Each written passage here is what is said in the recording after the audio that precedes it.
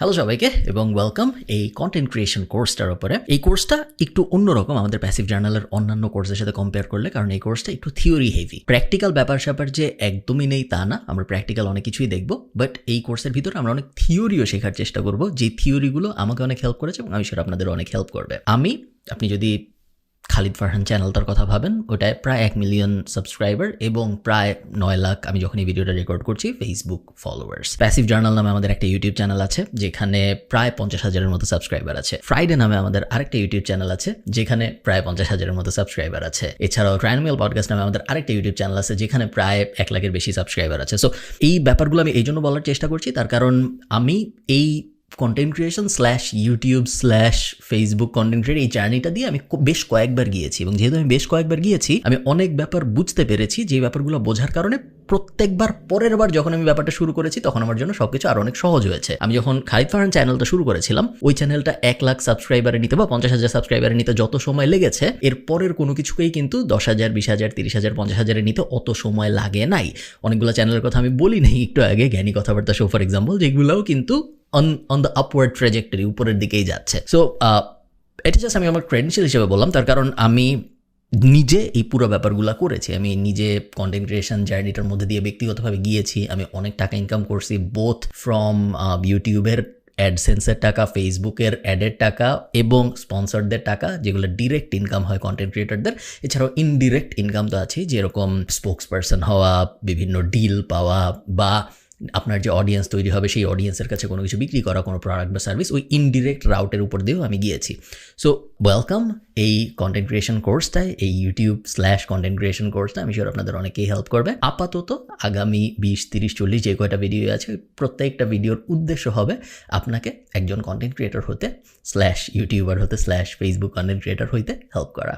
চলুন শুরু করা যাক। এর আগের ভিডিওতেও আমরা একটু টাচ করার চেষ্টা করেছি যে কন্টেন্ট ক্রিয়েশন আপনাকে কিভাবে হেল্প করতে পারে, বাট এই ভিডিওটায় আমরা আরেকটু বিস্তারিত আলাপ করব যে অ্যাকচুয়াল বেনিফিটটা কি কন্টেন্ট বানানোর, এবং কি ধরনের কন্টেন্ট আসলে বানানো উচিত যাতে করে আমরা আমাদের বেনিফিটটা ম্যাক্সিমাইজ করতে পারি। কন্টেন্ট ক্রিয়েশনের মেইন যে বেনিফিট, সেইটা কন্টেন্ট মানুষ দেখবে এবং তারপর ইউটিউব আপনাকে কিছু টাকা দিবে বা ফেসবুক আপনাকে কিছু টাকা দিবে, এইটা না। ওটা যদি আপনার মনে হয়ে থাকে তাহলে আমি শিওর এই কোর্সটা আপনি যতই করতে থাকবেন ততই আপনার ওই ধারণা চেঞ্জ হবে, এবং আমার উদ্দেশ্যই হবে ওই ধারণা আপনার চেঞ্জ করানো। কন্টেন্ট ক্রিয়েশনের মেইন উদ্দেশ্য জাস্ট ইউটিউবের অ্যাডসেন্সের টাকা বা ফেসবুকের অ্যাডের থেকে যে ইনকাম হয় ওইটা, এটা না। কন্টেন্টের মেইন উদ্দেশ্য হলো আপনার অথরিটি এস্টাবলিশ করা, যাতে করে আপনি যাই করেন ওইটায় এটার একটা রাব অফ এফেক্ট থাকে, ইংরেজিতে যেটাকে বলে। সো আমরা আমাদের এই পুরো কোর্সটায় এই জিনিসটাই করার চেষ্টা করবো। আমরা এমন ধরনের কন্টেন্টই বানানোর চেষ্টা করবো, আমরা এমন ধরনের ইউটিউব চ্যানেলই দাঁড় করানোর চেষ্টা করবো যাতে করে অ্যাডসেন্সের ইনকাম তো হবেই, অ্যাডের ইনকাম তো হবেই, স্পন্সরের ইনকাম তো হবেই, বাট আমাদের কন্টেন্ট যেন আমাদের এক্সিস্টিং ক্যারিয়ারে একটা রাব অফ এফেক্ট ফেলতে পারে, যাতে করে আমাদের এক্সিস্টিং ক্যারিয়ার আমাদের কন্টেন্ট থেকে বেনিফিট নিতে পারে। ওইটা হলো কন্টেন্টের মূল বেনিফিট। টাকা পয়সা, স্পন্সরশিপ, হাবিজাবি যা আসতেছে ওগুলো সব এক্সট্রা। আমি বলতেছি না যে এক্সট্রাগুলো ইম্পর্টেন্ট না, আমি আপনাদের বোঝানোর চেষ্টা করতেছি মেইন ইম্পর্টেন্ট ব্যাপারটা কোনটা। মেইন ইম্পর্টেন্ট ব্যাপারটা হলো মার্কেট প্লেসে বা দুনিয়ায় বা সমাজে অথরিটি এস্টাবলিশ করতে পারা, কারণ অথরিটির থেকে আসে অ্যাটেনশন, এবং অ্যাটেনশন থেকে আসে বাকি সব কিছু। আপনি যদি অ্যাটেনশন জেনারেট করতে পারেন মানুষের, এবং এই অ্যাটেনশনটা যদি আসে রাইট রিজনে, মানুষ যদি আপনার কথা শোনার জন্য বা আপনার ইনফরমেশন শোনার জন্য আপনার কাছে আসে, আপনার মুখ দিয়ে বের হওয়া কথা শোনার জন্য বা আপনার মুখ দিয়ে বের হওয়া ইনফরমেশন শোনার জন্য, আপনাকে অথরিটি ভেবে, আপনাকে অথরিটি মেনে আপনার কাছ থেকে কোনো কিছু শোনার জন্য আসে, তখন আপনার জন্য অনেক ধরনের অপরচুনিটি সৃষ্টি হয়, এবং আমাদের উদ্দেশ্য হলো নিজেদের কন্টেন্টকে ওই জায়গাটায় নিয়ে যাওয়া, যেন আমরা ওই অপরচুনিটিগুলো বের করতে পারি। এক্সট্রা যেটা আবারও বলি, ইউটিউবের অ্যাডসেন্স, ফেসবুকের অ্যাড, স্পন্সরশিপ, ওগুলো সব এক্সট্রা।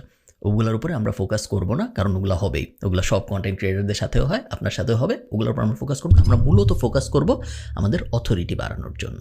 এই যে আমরা অ্যাটেনশনকে কোনো একটা প্রোডাক্ট বা সার্ভিসে কনভার্ট করতেছি, এই ব্যাপারটার কয়েকটা এক্সাম্পল দিয়ে আমি আপনাদের, তাহলে আপনাদের জন্য ব্যাপারটা বুঝতে সুবিধা হবে। সবচেয়ে বড় এবং সবচেয়ে অবভিয়াস এক্সাম্পলগুলোর দুইটা হলো, একটা হলো মিস্টার বিস্ট, আপনারা সবাই চিনেন, পৃথিবীর সবচেয়ে বড় ইউটিউবার বলা হয় এখন, বা পৃথিবীর সবচেয়ে বড় এন্টারটেইনার বা কন্টেন্ট ক্রিয়েটর বলা হয় এখন। ওনার দুইটা কোম্পানি ছিল, এখন মূলত একটা কোম্পানি আছে, বাট ওনার দুইটা মেজর কোম্পানি ছিল। একটা ছিল ফিস্টেবল, যেটা ওনার চকলেট ব্র্যান্ড, এবং আরেকটা ছিল বিস্ট বার্গার, যেটা ছিল ওনার ক্লাউড কিচেন ভিত্তিক বার্গারের একটা ব্যবসা। এক্স্যাক্ট ফর্মুলা, ফার্স্টে কন্টেন্ট বানিয়েছেন, তারপরে অ্যাটেনশন পেয়েছেন, এরপরে ওই অ্যাটেনশনটাকে ব্যবহার করে উনি চিন্তা করছেন যে এখন আমাকে যে মানুষ অ্যাটেনশন দিচ্ছে, যারা আমাকে অ্যাটেনশন দিচ্ছে, কীরকম প্রোডাক্ট বা সার্ভিস আমি বানাতে পারলে যে আমাকে অ্যাটেনশন দিচ্ছে সে কিনবে। উনি ওখানে বসিয়েছে ফিস্টেবল, যেটা ছিল ওনার চকলেট ব্র্যান্ড, এখন বেশ জনপ্রিয়, অনেক স্টোরে পাওয়া যায়, এবং ছিল বিস্ট বার্গার, যেটা খুব একটা চলে নাই বেশি দিন, কিছুদিন চলার পরে বন্ধ হয়ে গেছে।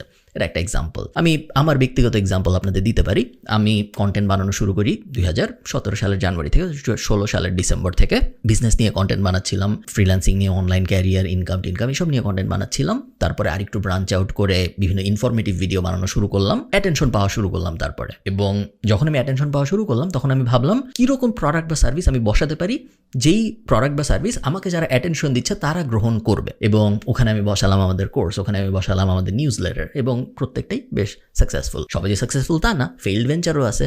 যেমন আমাদের অডিও বুকের কোম্পানি চলে না, ওটাও আমরা ওই সেম ফিলোসফি ওপর ভিত্তি করে, যে অ্যাটেনশন আসবে, অ্যাটেনশন যারা দিবে তারা আসলে কি কিনবে, ওই সেম ফিলোসফির উপর ভিত্তি করে কিন্তু ওটাও বানিয়েছিলাম, কিন্তু ওটা চলে নাই। এবং এটাও আপনার জার্নির একটা পার্ট, যে সব আপনি যেটা ট্রাই করার চেষ্টা করবেন সব কিছু ঠিকঠাক মতো হবে না। আমরা আরও কিছু এক্সাম্পল দিই। আমরা ইয়াহিয়া আমিনের এক্সাম্পলটা দিতে পারি, বা পুরো লাইফ স্প্রিংয়ের এক্সাম্পলটাই দিতে পারি। ওনারা যে ব্যাপারটা করলো, ওনারা একটা মেন্টাল হেলথ অর্গানাইজেশন বানালো প্রথমে। তারপরে ওনারা প্রত্যেকটা মেজর প্লেয়ার ওই কোম্পানির, সো কোম্পানির যে ফাউন্ডার এবং কো ফাউন্ডার ইয়াহিয়া আমিন এবং ডক্টর কুশাল, ওনারা কন্টেন্ট বানানো শুরু করলো। ওনাদের কন্টেন্ট মানুষ দেখা শুরু করলো, মানুষ ওনাদের অ্যাটেনশন দেওয়া শুরু করলো আমাদের এই কোর্সের ভাষায়। যখন মানুষ ওনাদের অ্যাটেনশন দেওয়া শুরু করলো তখন ওনারা বিভিন্ন অফার দেওয়া শুরু করলো ওই যারা অ্যাটেনশন দিচ্ছে তাদেরকে। কীরকম অফার? আমাদের আপনার পিউরিফাইং কোর্সটা কিনুন, আপনার আমাদের এই কোর্সটা আছে, এই কোর্সটা কিনলে আপনার মাইন্ড পিওর হবে, একটা অফার। আরেকটা অফার কি? অবভিয়াস, আমাদের কনসালটেশন নেন, যেহেতু আমরা একটা মেন্টাল হেলথ অর্গানাইজেশন, আমরা এরকম কন্টেন্ট দিচ্ছি, আপনারা আমাদের অ্যাটেনশন দিচ্ছেন, আমাদের কনসালটেশন আপনারা নেন। কনসালটেশন বিজনেস এবং ওনাদের যে মেন্টাল হেলথ অ্যাঙ্গেলের যেসব সার্ভিস লাইফ স্প্রিং, ওগুলো বুম করা শুরু করলো। এটা একটা অবভিয়াস এক্সাম্পল। আমরা নাফিস সেলিমকেও সিমিলার জিনিস করতে দেখেছি। উনি ফার্স্টে কন্টেন্ট বানালো 1.5 বছরের মতো, কন্টেন্ট ভালো করা শুরু করলো, অ্যাটেনশন পাওয়া শুরু হইলো, এবং যখন অ্যাটেনশন পাওয়া শুরু হলো তখন উনি ইম্প্যাক্ট একাডেমি নামে একটা জিনিস বানালো, যেই ইম্প্যাক্ট একাডেমির উদ্দেশ্য হলো অন্য কন্টেন্ট ক্রিয়েটরদের হেল্প করা, ন্যাশনালি এবং ইন্টারন্যাশনালি। ন্যাশনালি খুব বেশি এক্সাম্পল 3-4 বছর আগেও ছিল না, এবং আরও বড় কন্টেন্ট ক্রিয়েটর যারা আছে বাংলাদেশে, ধরেন ইফতেখার রাফসান, যাকে আমরা সবাই রাফসান দা ছোটো ভাই হিসেবে চিনি, সেম কাহিনী। কন্টেন্ট বানানো শুরু করলো, অ্যাটেনশন পাইলো, অ্যাটেনশনটা কে ব্যবহার করে উনি চিন্তা করলো যে এখন কি ধরনের প্রোডাক্ট বা সার্ভিস বসাইলে যারা আমাকে অ্যাটেনশন দিচ্ছে তারা ওই প্রোডাক্ট বা সার্ভিস গ্রহণ করবে। মার্চ কোম্পানি দাঁড় করালো, রেস্টুরেন্ট দাঁড় করালো, অনেকগুলাই চলেছে, অনেকগুলাই চলে নেই, ওটা মেইন পয়েন্ট না। আমি আপনাদের থিওরিটা বোঝানোর চেষ্টা করতেছি যে আপনারা আসলে কি করবেন। সো একদম ক্লিয়ার, ইন্টারন্যাশনালি বলেন, ন্যাশনালি বলেন, ফর্মুলা এটাই। ফর্মুলা এইটা না, আমি আরেকবার মনে করাই দিই আপনাদের, ফর্মুলা এটা না যে আমি কন্টেন্ট বানাবো, আমার ইউটিউব থেকে কিছু ইনকাম হবে, শেষ। এটা আমাদের ফর্মুলা না। আমাদের ফর্মুলা হলো আমরা কন্টেন্ট বানাবো, এটা জাস্ট ফার্স্ট স্টেপ। এরপরে আমরা অ্যাটেনশন পাবো, মেজর স্টেপ, এবং ফাইনাল স্টেপ বা মেইন স্টেপ যেটা আমাদের মূল কাজ, সেটা হলো ওই অ্যাটেনশনটাকে ব্যবহার করে আমরা একটা প্রোডাক্ট বা সার্ভিস দাঁড় করে একটা বিজনেস দাঁড় করাবো। এটা হলো আমাদের পুরা চেইন। আমি একদম ক্লিয়ার করে অনেকগুলো এক্সাম্পল দিয়ে বোঝালাম, কারণ আমি চাই না এটা নিয়ে কোনো কনফিউশন থাকুক। কন্টেন্ট ক্রিয়েটরদের একটা ফর্মুলা আছে, যে ফর্মুলাটা আলী আবদাল জনপ্রিয় করেছে, বাট মোটামুটি সবাই এই ফর্মুলাটা ফলো করে। সেটা হলো কন্টেন্ট ক্রিয়েটর বা আমাদের টাইপ, আমরা যেই টাইপ কন্টেন্ট ক্রিয়েটর হতে চাচ্ছি, যেগুলোকে বলা হয় ক্রিয়েটর প্রেনার, মানে হলো কন্টেন্ট ক্রিয়েটর বাট আবার এন্টারপ্রেনার, কারণ কন্টেন্টটা ব্যবহার করে সে একটা বিজনেস দাঁড় করানোর চেষ্টা করছে, এই কারণে তাদেরকে বলা হয় ক্রিয়েটর প্রেনার বা কন্টেন্ট প্রেনারও অনেকে বলে। সো কন্টেন্ট এবং এন্টারপ্রেনার এই দুইটা মিলায় বলা হয়। এই ধরনের মানুষদের জন্য একটা ফর্মুলা আছে, যেই ফর্মুলাটা আপনার অবশ্যই মেনটেন করতে হবে যদি আপনি আপনার কন্টেন্ট ক্যারিয়ারে ভালো করতে চান। সেই ফর্মুলাটা হইল ফার্স্ট স্টেপ, গেট গোয়িং। প্রথম স্টেপটার বাংলা হইল গেট গোয়িং। আপনার কন্টেন্ট বানানো শুরু করতে হবে খুব বেশি কিছু না ভেবে, ওটাকে ইংরেজিতে বলে গেট গোয়িং। সেকেন্ড স্টেপটা হলো গেট গুড। যখন আপনি গেট গোয়িং করা শুরু করবেন এবং আপনি যখন যাওয়া শুরু করবেন, আপনি যখন 10টা 20টা 30টা 40টা 50টা ভিডিও বানাবেন, আপনি দেখবেন আস্তে আস্তে আপনার ভিডিওর কোয়ালিটি ভালো হচ্ছে। আমি যখন প্রথম ভিডিও বানাইছি, এখন আমি যত কনফিডেন্টলি আপনার সাথে কথা বলতেছি, প্রথম ভিডিওতে আমি এত কনফিডেন্টলি এত ছাড়া কথা বলতে পারতাম না আপনাদের সাথে। জাস্ট 50টা ভিডিও বানিয়েছি, 100টা বানিয়েছি, তারপর 200টা বানাইছি, তারপর 500টা বানাইছি। এখন কিন্তু আমার ফ্লুয়েন্সি বেড়ে গেছে, just natural progression. So first step হলো গেট গোয়িং, সেকেন্ড স্টেপ হলো গেট গুড, যেটা অটোমেটিক্যালি হয় যদি গেট গোয়িংটা ভালো থাকে, এবং লাস্ট স্টেপ হলো গেট স্মার্ট। গেট স্মার্ট স্টেপে যেই আপনি মূলত ঠিক করবেন যে আপনার কন্টেন্টটা কীরকমভাবে আপনি শেপ করতে চান, যাতে করে আমরা যখন প্রোডাক্ট বা সার্ভিস বানাবো ওটা খুব সুন্দর করে অ্যালাইন করে। সো আমি চাই আপনারা এই 3টা স্টেপ মনে রাখেন, কারণ একজন ক্রিয়েটর প্রেনার বা একজন কন্টেন্ট প্রেনারের জীবনে এই 3টা স্টেপ মেনটেন করতে পারাটা খুব গুরুত্বপূর্ণ। গেট স্টার্টেড, গেট গোয়িং এবং গেট গুড। কন্টেন্ট ক্রিয়েশন কি আপনার ফুল টাইম ক্যারিয়ার হওয়া উচিত? এটার উত্তর, এটা খুব কমন একটা প্রশ্ন, অনেকেই জিজ্ঞেস করে থাকেন এবং এটার উত্তর খুবই দিনের আলোর মতো পরিষ্কার এবং সেটা হলো না, হওয়া উচিত না। ইনিশিয়ালি তো নাই, ইভেনচুয়ালি যেও হয়তো না। সো আপনার মাথায় যদি এরকম চিন্তা একবারও এসেও থাকে যে আচ্ছা আমি 1 বছরের জন্য চাকরির থেকে ব্রেক নেই কারণ আমি একটা কন্টেন্ট ক্রিয়েটর হওয়ার চেষ্টা করে দেখতে চাই, বা আমি 1 বছরের জন্য পড়াশোনার থেকে ব্রেক নেই, বা আমি 1 বছরের জন্য ব্যবসার থেকে ব্রেক নেই কারণ আমি কন্টেন্ট ক্রিয়েটর হওয়ার চেষ্টা করে দেখতে চাই, এটা একদমই বাজে আইডিয়া। এটা কখনোই করা যাবে না। কন্টেন্ট ক্রিয়েশন কখনোই আপনার ফুল টাইম থিং হওয়া উচিত না। ইভেনচুয়ালিও সেই ক্ষেত্রে আপনি যখন শুরু করতেছেন তখন আপনি ওটাকে আপনার ফুল টাইম থিং বানায় ফেলবেন, এটা বেশিরভাগ 99% মানুষের জন্য খুব একটা ভালো আইডিয়া না। এবং এটা কেন বলতেছি, এটা আমি এক্সাম্পল দিয়ে আপনাদের বোঝাই। তার কারণ হলো প্রত্যেকটা ক্যারিয়ারে সাকসেস রেট থাকে। আমরা জানি যে আপনি যদি একটা ভালো ডাক্তার হইতে পারেন সেই ক্ষেত্রে আপনার সাকসেস রেট খুব ভালো, 90-95% সাকসেস রেট। আপনি চাকরি পাবেন মোটামুটি নিশ্চিত, আপনি শাইন করবেন মোটামুটি নিশ্চিত। একটু সময় হয়তো লাগবে। মোটামুটিভাবে বলা যায় যে একজন যে অসাধারণ একটা সার্জন, একজন যে অসাধারণ একটা হার্ট স্পেশালিস্ট 20-25 বছরের মধ্যে সে খুব ভালো একটা অবস্থায় চলে যাবে। এই সেম কনসেপ্টটা আমরা অনেক জায়গায় অ্যাপ্লাই করতে পারি। একজন যদি খুবই ভালো ইঞ্জিনিয়ার হয়, একজন যদি খুবই ভালো কোডার হয়, একজন যদি খুবই ভালো এনিথিং হয়, একটা চান্স আছে যে তার সাকসেস রেট প্রত্যেকটা জবের বা প্রত্যেকটা ইন্ডাস্ট্রির প্রত্যেকটা ক্রেডেন্সিয়ালের সাকসেস রেট থাকে। কন্টেন্ট ক্রিয়েটরদের সাকসেস রেট খুবই আনসার্টেন এবং কন্টেন্ট ক্রিয়েটরদের সাকসেস রেট পুরোপুরি আপনার উপর ডিপেন্ডেন্ট না, কারণ এটা কোনো এস্টাবলিশড ক্যারিয়ার পাথ না। কেউ বলতে পারবে না গ্যারান্টি দিয়ে যে হ্যাঁ তুমি যদি এই ক্যামেরা দিয়ে এই ভালো কোয়ালিটির এরকম ভিডিও বানাও তাহলে আমি গ্যারান্টি দিয়ে বলতে পারি তোমার ভিডিও মানুষ দেখবে। কন্টেন্ট ক্রিয়েটররা মূলত এন্টারটেইনার এবং এন্টারটেইনমেন্ট জগৎটা ইমোশন ডিপেন্ডেন্ট এবং এন্টারটেইনমেন্ট জগৎটা ফ্লেকি। তার মানে হইল কোন নায়ক, আমি নায়ক নায়িকা দিয়ে এক্সাম্পল দিচ্ছি তো আপনার বুঝতে সুবিধা হবে। মনে করেন আজকে একটা নতুন নায়ক আসছে মার্কেটে, আমাদের ঢালিউডে বা বলিউডে বা হলিউডে একটা নতুন নায়ক আসছে। এখন এই নায়কটা ভালো একটা সিনেমায় অ্যাক্টিং করলো, মোটামুটি ভালোই অ্যাক্টিং করলো। এখন এই নায়কটার জীবন কি অনেক সফল হবে? এই নায়কটা কি শাহরুখ খান হয়ে যাবে নাকি যাবে না? আমি আপনাকে জিজ্ঞেস করি, আপনার উত্তর হলো আপনি জানেন না। এইটা কারো পক্ষে প্রেডিক্ট করা সম্ভব না, কারণ কন্টেন্টের জার্নিটা খুবই uncertain, anything can happen at any moment. এবং এই কারণে কন্টেন্ট ক্রিয়েশনকে ফুল টাইম ক্যারিয়ার হিসেবে নেওয়াটা খুবই রিস্কি একটা মুভ। এবং অনেক হাইলি রেকমেন্ড করবো আমি যাদের মনে এই ব্যাপারটা আছে। আমি জানি অনেকে নিছে, বাংলাদেশেও হয়তো অনেকে নিছে, যারা কন্টেন্ট ক্রিয়েশনকে ফুল টাইম পেশা হিসেবে দেখছে। আমি এক্সাম্পল হিসেবে বলতে পারি যে নিয়ন and on for example content ক্রিয়েশনকে ফুল টাইম পেশা হিসেবে নিয়েছে। প্রথমে 10 মিনিট স্কুলে চাকরি করতো, পরে 10 মিনিট স্কুলের চাকরি ছেড়ে কন্টেন্ট ক্রিয়েশনে ফুল টাইম চলে গেছে।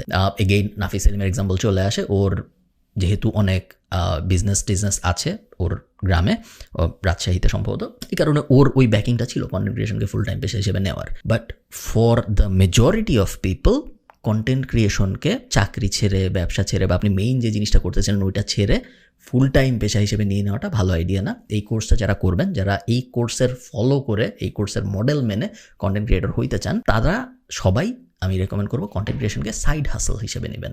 আপনি মেইন যেটা করতেছেন ওটা আপনি করতে থাকবেন, পাশাপাশি আপনি কন্টেন্ট বানাবেন, পাশাপাশি আপনি এই কোর্সে আমরা যা যা শিখাবো সেগুলো করার চেষ্টা করবেন। আচ্ছা, অনেকক্ষণ ধরে থিওরি বলতেছি এবং থিওরি এখনো শেষ হয় নাই, আরও কিছু থিওরি আছে, তারপর আমরা আস্তে আস্তে প্র্যাকটিক্যাল ব্যাপার স্যাপারের দিকে যাব। বাট আরেকটা ব্যাপার খুব জরুরি বলার জন্য, সেটা হলো বাংলাদেশের কন্টেন্ট ক্রিয়েশন এবং ইন্টারন্যাশনাল কন্টেন্ট ক্রিয়েশন এক না। বাংলাদেশের কন্টেন্ট ক্রিয়েশনের যে মডেল, বাংলাদেশের কন্টেন্ট ক্রিয়েশনের যে স্টাইল বা বাংলাদেশের কন্টেন্ট ক্রিয়েশনের যে হ্যাকগুলো আছে, ওগুলো আপনি ইন্টারন্যাশনাল দিয়ে মিলাইলে খুব বেশি ভালো করতে পারবেন না। আমরা জানি কন্টেন্ট মূলত হয় 2 ধরনের, ডিসকভারেবল কন্টেন্ট অথবা ডিসকভারেবল কন্টেন্ট কী জিনিস সেটা আমি একটু আগে ব্যাখ্যা করি, তারপরে আমি অন্যরকম কন্টেন্টের দিকে যাচ্ছি। ডিসকভারেবল কন্টেন্ট হলো মূলত সেই ধরনের কন্টেন্ট যেই ধরনের কন্টেন্ট মানুষ সার্চ দিয়ে দেখে। মনে করেন আপনার জানতে হবে যে উইন্ডোজ 10 ইনস্টল দেয় কীভাবে। এখন আপনি জানেন না উইন্ডোজ 10 ইনস্টল দেয় কীভাবে, আপনি কী করবেন? আপনি ইউটিউবে যে সার্চ দিবেন হাউ টু ইনস্টল উইন্ডোজ 10, এরপর আপনি অনেকগুলো ভিডিও পাবেন। এটা কি হইলো আসলে? আপনি কিছু ভিডিও সার্চ দিয়ে ডিসকভার করলেন এবং ডিসকভার করার পরে আপনি ওই ভিডিওগুলো দেখা শুরু করলেন। সো ওগুলা ছিল ডিসকভারি অ্যাঙ্গেলের কন্টেন্ট বা ডিসকভারেবল কন্টেন্ট। আরেক ধরনের কন্টেন্ট আছে যেগুলোকে আমরা ব্রডলি বলি এনজয়মেন্ট কন্টেন্ট স্ল্যাশ এন্টারটেইনমেন্ট পারপাসের content slash suggestion content slash browse content. তার মানে হলো এই কন্টেন্টগুলো আপনি খুঁজেন নাই মনে মনে, আপনি র্যান্ডমলি ইউটিউবে গেছেন, র্যান্ডমলি যে আপনার মনে হয়েছে যে ওয়ার্ল্ড ওয়ার নিয়ে একটা ভিডিও দেখতেছি, পাশে আমার সাজেশনে উঠে আসে, এটা একটু চাপ দিয়ে দেখি কি হয়, এবং তারপর আপনি চাপ দিয়েছেন, তারপর আপনার ভালো লাগছে, তারপর ওই ক্রিয়েটরটাকে আপনার ভালো লাগছে, তারপর আপনি ওই ক্রিয়েটরকে সাবস্ক্রাইব করছেন এবং তারপর আপনি ওই ক্রিয়েটরের বিভিন্ন ভিডিও দেখেন। আপনি যখন ইউটিউবে গেছেন, আপনার মাথায় কিন্তু ছিল না যে আমি আজকে ওয়ার্ল্ড ওয়ার নিয়ে রিসার্চ করব। আপনার মাথায় ছিল যে আমি এমনি এন্টারটেইনড হইতে যাচ্ছি ইউটিউবে, বা এমনি ব্রাউজ করতে যাচ্ছি আমি ইউটিউবে, বা সেম জিনিস আপনি ফেসবুকেও করতে পারেন, নর্মালি ব্রাউজ করতে যাচ্ছি। ব্রাউজ করতে যে আপনি একটা জিনিস পেয়ে গেছেন এবং তারপরে আপনি ওটা এনজয় করা শুরু করছেন, ওগুলাকে বলা হয় এন্টারটেইনমেন্ট অ্যাঙ্গেলের কন্টেন্ট। বাংলাদেশে মূলত এন্টারটেইনমেন্ট অ্যাঙ্গেলের কন্টেন্ট বা এই যে ব্রাউজ অ্যাঙ্গেলের কন্টেন্ট ভালো চলে, বাংলাদেশে ডিসকভারি অ্যাঙ্গেলের কন্টেন্ট ভালো চলে না। তার কারণটাও আমি আপনাদের বলি, কারণ আমরা খুব ক্লিয়ার থাকতে চাই, আমরা খুব বুঝে বুঝে আগাইতে চাই। তার কারণটা হলো ডিসকভারি অ্যাঙ্গেলের কন্টেন্ট মূলত প্রশ্নের উত্তর নির্ভর কন্টেন্ট। সো ধরেন উইন্ডোজ 10 কীভাবে ইনস্টল করতে হয়, বা আমার ক্যামেরা ভেঙে গেছে, ক্যামেরা কীভাবে জোড়া লাগাবো, বা অমুক ক্যামেরার রিভিউ কি, বা তমুক ফোনের এটা কিভাবে কি করতে হয়, এই অ্যাঙ্গেলের কন্টেন্টগুলাই ইংলিশ ডমিনেন্ট। তো এইগুলো যখন কেউ সার্চ দেয়, তার কাছে 99% টাইমে ইংলিশ রেজাল্ট বেশি আসবে, ইংলিশ ক্রিয়েটরদের রেজাল্ট। তার কারণ তারা অলরেডি বানিয়ে ফেলেছে। সো ওখান থেকে আপনি যদি কম্পিট করতে যান, আপনার নিজেকে এস্টাবলিশ করতে অনেক কষ্ট হবে। একদম ইম্পসিবল তা না, আপনি ডিসকভারি অ্যাঙ্গেলেও নিজেকে এস্টাবলিশ করতে পারেন, বাট অনেক কষ্ট হবে। এই ব্যাপারটা যদি সত্য হয় যে আমাদের বাংলাদেশের কন্টেন্ট মূলত ডিপেন্ডেন্ট হলো এন্টারটেইনমেন্ট / ব্রাউজ ডিপেন্ডেন্ট বা সাজেশন ডিপেন্ডেন্ট, তাহলে এটা যদি আমাদের সত্য হয়, তাহলে আরেকটা জিনিস সত্য, সেটা হলো ইন্টারন্যাশনালি যখন আমরা কোনো ইউটিউবের কোর্স টোর্স দেখি, তখন আমাদের বলে এই কিওয়ার্ড ব্যবহার করতে হবে, ওই জিনিস ডেসক্রিপশনে লিখতে হবে, টাইটেলটার ভিতরে এই কিওয়ার্ডটা থাকতে হবে। ওই ব্যাপারগুলো কিন্তু আমাদের জন্য অনেক ক্ষেত্রে অ্যাপ্লিকেবল আর হয় না। তার কারণ আমরা ডিসকভারি কন্টেন্টই বানাচ্ছি না। কি লিখে মানুষ সার্চ করবে এই বিষয়ে আমাদের কোনো ধারণাই নেই বাংলাদেশে, কারণ আমরা সার্চে আসতে চাচ্ছি না, আমরা চাচ্ছি ব্রাউজে আসতে, আমরা চাচ্ছি এন্টারটেইনমেন্ট অ্যাঙ্গেলে আসতে, আমরা চাচ্ছি সাজেশনে আসতে, আমরা উনি কি লিখে সার্চ দিবে জানি না। সো আপনার যে কন্টেন্ট ক্রিয়েশন জার্নি, আপনার কন্টেন্ট ক্রিয়েশন জার্নির 90%ই আপনি ফোকাস করবেন ব্রাউজের ওপরে এবং সাজেশনের ওপরে, এন্টারটেইনমেন্টের ওপরে, এবং বাকি 10% আপনি হয়তো ফোকাস করবেন ডিসকভারির ওপরে। সো এই ব্যাপারটা আপনার মাথায় রাখতে হবে যে আপনি ইন্টারন্যাশনাল, আমি জানি না আপনারা দেখেছেন নাকি, আমি বলে রাখতেছি, আমি অনেক দেখছি জীবনে, ইন্টারন্যাশনালি যত ইউটিউবের কোর্স আছে, ইন্টারন্যাশনালি যত কন্টেন্ট ক্রিয়েশনের কোর্স আছে, যে হ্যাঁ এই হ্যাকটা ইউজ করো, এই জিনিসটা টাইটেলে বলতে হবে, বা কিওয়ার্ডে এই জিনিসটা দিতে হবে, ওই ব্যাপারগুলো বাংলাদেশে কাজ করে না। আপনি যদি বাংলায় কন্টেন্ট বানান, আপনি যদি বাংলাদেশিদের জন্য কন্টেন্ট বানান, তাহলে ওই ব্যাপারগুলো আপনি 90% টাইমে ইগনোর করতে পারেন, বা আমরা সামনে দেখবো কীভাবে আমরা ইউজ করি, আমি এক্সাম্পল দিয়ে দেখাবো আমার কিছু, বাট ব্রডলি বলতেছি ওই ব্যাপারগুলো আপনার জন্য কাজ করে না, কারণ আপনার মূল গেমটাই হলো এন্টারটেইনমেন্ট ওয়ার্ল্ডে। দুনিয়ায় মূলত 3 ধরনের কন্টেন্ট আছে। ভিডিও কন্টেন্ট, যেটায় ভিডিও আছে, অডিও আছে। আপনি এখন যে কন্টেন্টটা দেখতেছেন আমার, এটা একটা ভিডিও কন্টেন্ট। সেকেন্ড হলো অডিও কন্টেন্ট, মেইনলি পডকাস্ট বা রেডিও শো বা FM রেডিওতে আমরা যেগুলো শুনতাম ওগুলা, যেগুলো ভিডিও নাই, শুধু অডিও। থার্ড হলো রিটেন কন্টেন্ট, বই, blog post, status, medium post, LinkedIn post, এগুলোকে আমরা বলি রিটেন কন্টেন্ট। সো দুনিয়ায় 3 ধরনের কন্টেন্ট আছে, আমরা জানি। আপনার এই ভিডিওটার উদ্দেশ্য হলো আপনাকে খুব ক্লিয়ারলি একটু আয়না দেখানো, আপনাকে খুব ক্লিয়ারলি, এই জিনিস আমি কোনোদিনও করতে পারবো না, এই জিনিস আপনার নিজের সাথে করতে হবে এবং খুব অনেস্টলি করতে হবে। আপনার নিজেকে এই ভিডিওর পরে জিজ্ঞেস করা উচিত, ভিডিও কি আমার জন্য পারফেক্ট?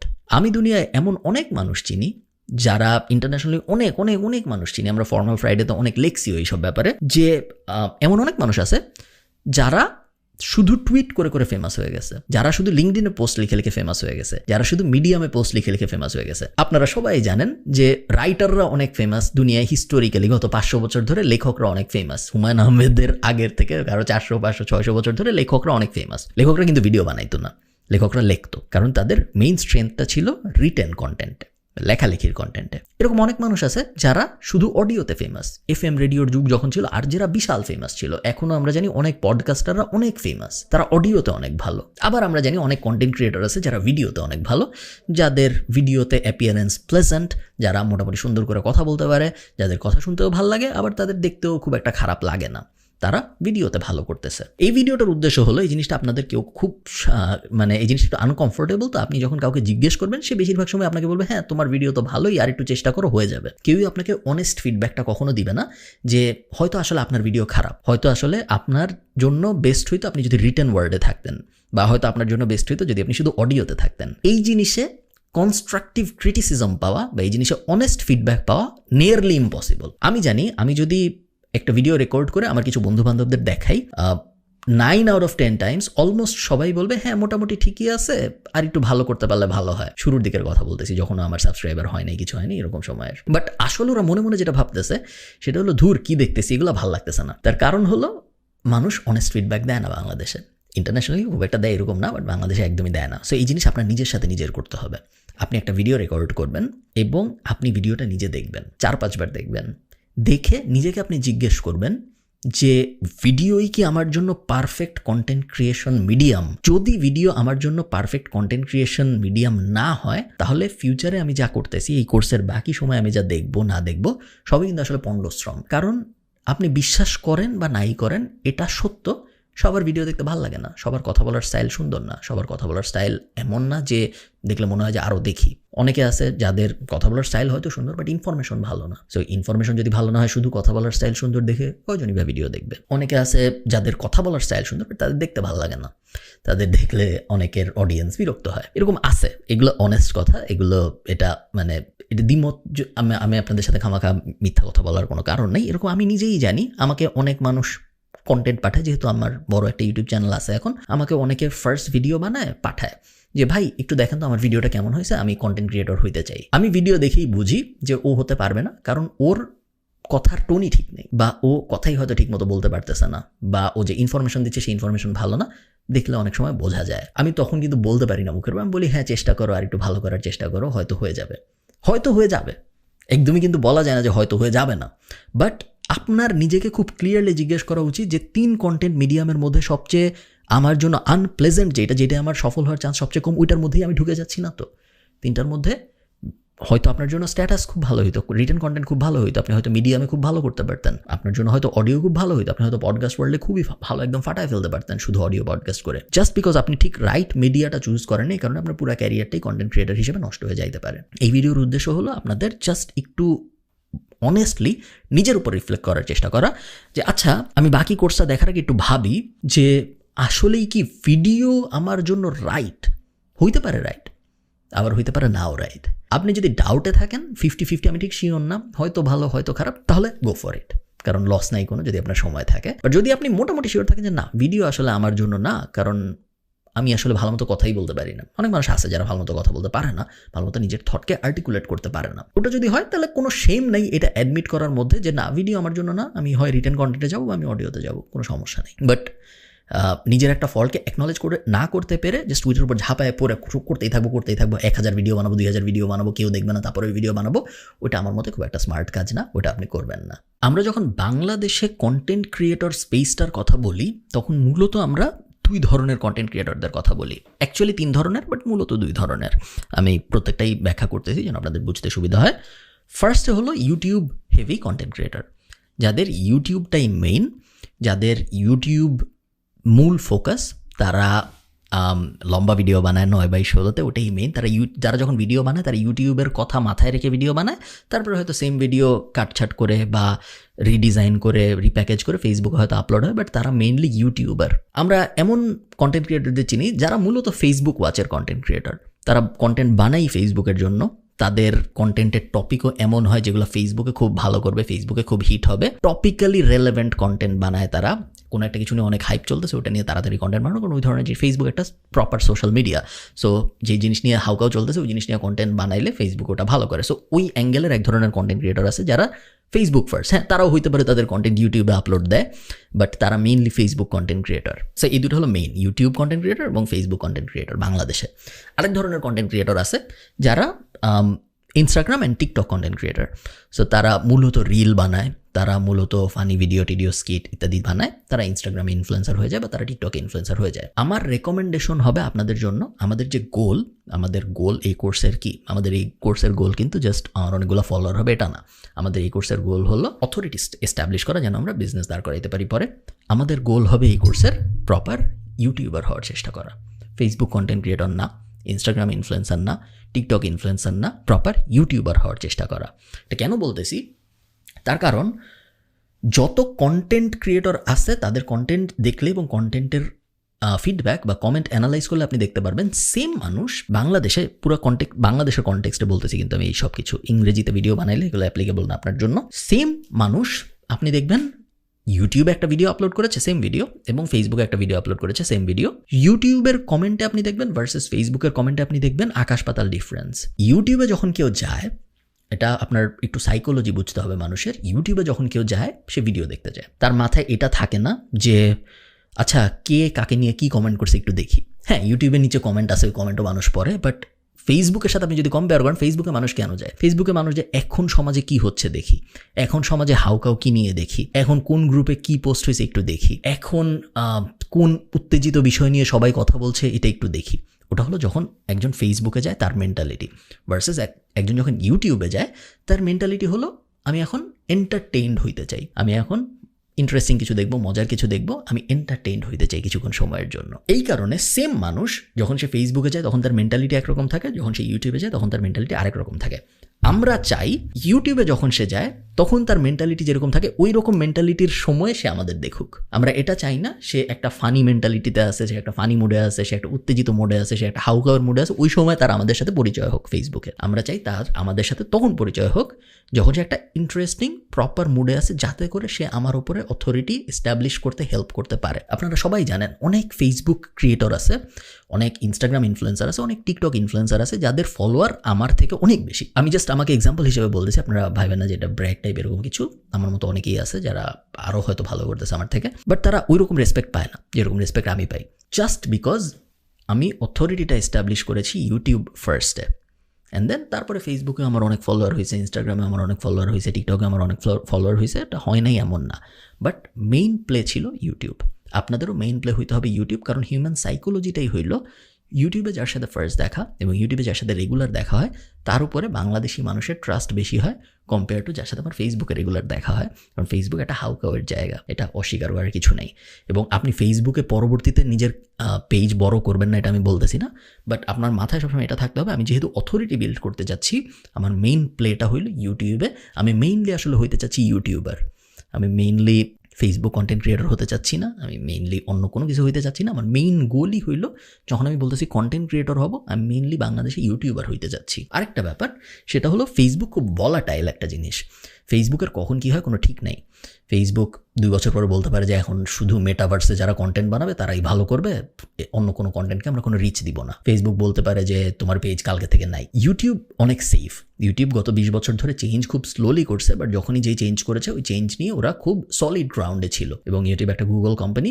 আমরা ইউটিউবকে বেশি বিশ্বাস করি compare to Facebook from a business stand point. So আপনি যেটা একটা বিজনেস দাঁড় করাচ্ছেন, আপনি আপনার বিজনেসটা ফেসবুকের উপর যদি দাঁড় করান, আপনার ওই বিজনেসটা, আপনার ওই অ্যাটেনশনটা যে ফ্লেকি হবে, যে রিস্কের মধ্যে থাকবে, ওটা ইউটিউবের উপরে একটু কম রিস্কের মধ্যে থাকবে। এই কারণেই আমরা সবসময় ইউটিউবকে ফার্স্ট নিব, বাকি সব কিছুকে সেকেন্ডারি।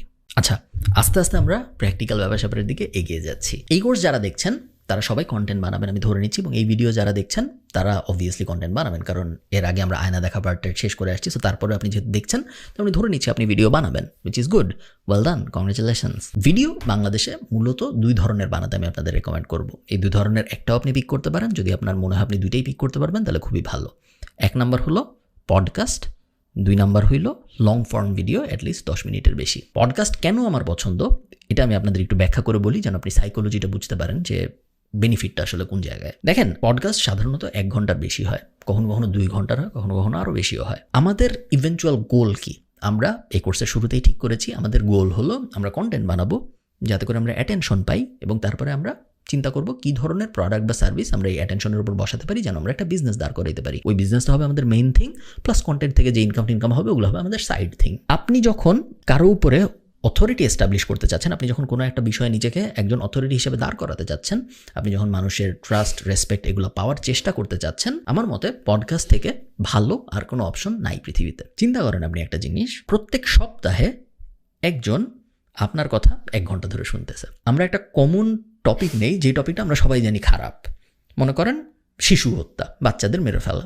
আমরা সবাই জানি যে বাচ্চাদের মেরে ফেলা খারাপ, এটা নিয়ে কোনো ডিবেটের কোনো সুযোগ নেই, খারাপ। কিন্তু তারপর আপনি চিন্তা করেন, আমি যদি আপনাদের বলি যে আচ্ছা তুমি প্রত্যেক সপ্তাহে 2 ঘন্টা এই লোকটার কথা শুনবা, এই লোকটা ব্যাখ্যা করবে কেন বাচ্চাদের মেরে ফেলা ভালো। একটা চান্স কিন্তু আছে 6 মাস, 1 বছর, 2 বছর শোনার পরে আপনারও মনে হওয়া শুরু করবে যে হ্যাঁ ব্যাপারটা তো ভালো। প্রত্যেক সপ্তাহে যখন আপনি কন্টেন্ট দিবেন, প্রত্যেক সপ্তাহে আপনি যখন 1 ঘন্টা 2 ঘন্টা কন্টেন্ট দিবেন, ওই 1-2 ঘন্টার কন্টেন্ট যখন মানুষ কনজিউম করবে, আমরা কিন্তু সপ্তাহে আপনি যদি হিসাব করে দেখেন, আপনি দেখবেন আপনি আপনার বাবা মায়ের সাথেও 1 ঘন্টা কথা বলেন না সপ্তাহে। 1 ঘন্টা যখন আপনি আপনার বাবা মায়ের সাথেও কথা বলেন না, সেইখানে আপনি 1 ঘন্টা একটা র্যান্ডম মানুষের কথা শুনতেছেন টানা, কোনো ধরনের ডিস্ট্র্যাকশন ছাড়া, খুব হাই চান্স যে আপনি ওই লোকটার বা ওই মহিলাটার কথা দ্বারা প্রভাবিত হওয়া শুরু করবেন।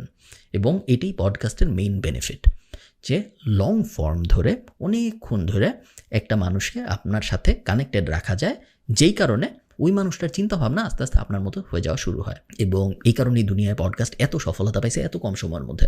পডকাস্ট কিন্তু খুব পুরনো জিনিস না, খুব নতুন, মানে জাস্ট 5-6 বছর হয়েছে পডকাস্ট ব্যাপারটা বুম করছে, খুব বেশি দিন হয়নি। কন্টেন্ট ক্রিয়েশন তো সেই 20-25 বছর ধরেই চলতেছে, বাট পডকাস্ট কিন্তু একদম নতুন হয়েও খুব ভালো করছে, কারণ পডকাস্টার যারা ভালো তারা খুব ভালোভাবে এই ব্যাপারটা ক্যাপিটালাইজ করতে পারছে। তো আমি হাইলি ইনফ্লুয়েন্স করবো আপনাদের, মানে এই ব্যাপারটা ভেবে দেখার জন্য বলবো যে চিন্তা করে দেখেন কোনো একটা পডকাস্ট শুরু করা যায় নাকি। পডকাস্টের আরও কিছু বেনিফিট আছে, যেমন একটা বেনিফিট হলো পডকাস্টে অনেক সময় আপনার কো-হোস্ট থাকবে, আপনারা 2-3 মিলে পডকাস্ট শুরু করতে পারেন। এবং যখন আপনারা 2-3 মিলে পডকাস্ট শুরু করবেন তখন ওয়ার্কলোড কমে যায়, একজনের উপর প্রেশার কমে যায়, যেহেতু 2-3টা কো-হোস্ট মিলে শুরু করতেছেন। আরেকটা অ্যাঙ্গেল আছে যে আমি পডকাস্টটাকে ইন্টারভিউর অ্যাঙ্গেলে সাজাবো, আমি প্রত্যেকটা এপিসোডে একটা গেস্ট আনবো, ওই গেস্টই মূলত ইনফরমেশন দিবে, আমি ইনফরমেশনটা অডিয়েন্সের কাছে পৌঁছানোর দায়িত্ব নেব বিভিন্ন প্রশ্ন করে। ওরকম যদি আপনি করেন সেক্ষেত্রে আপনার রিসার্চের লেভেলটা কিন্তু অন্যরকম হয়ে যায়, কারণ তখন গেস্টই মূলত অথরিটি হওয়ার চেষ্টা করতেছে। সো পডকাস্টের এরকম অনেক ইউনিক বেনিফিট আছে, যেই কারণে আমি বলবো যে একটু ভেবে চিন্তে দেখেন যে পডকাস্ট আসলে করা যায় নাকি। পডকাস্ট যদি আপনি করতে না চান সেই ক্ষেত্রে সেকেন্ড অপশন যেটা আপনার কন্টেন্ট ক্রিয়েটর হওয়ার জন্য, সেটা হলো লং ফর্ম ভিডিও বানানো।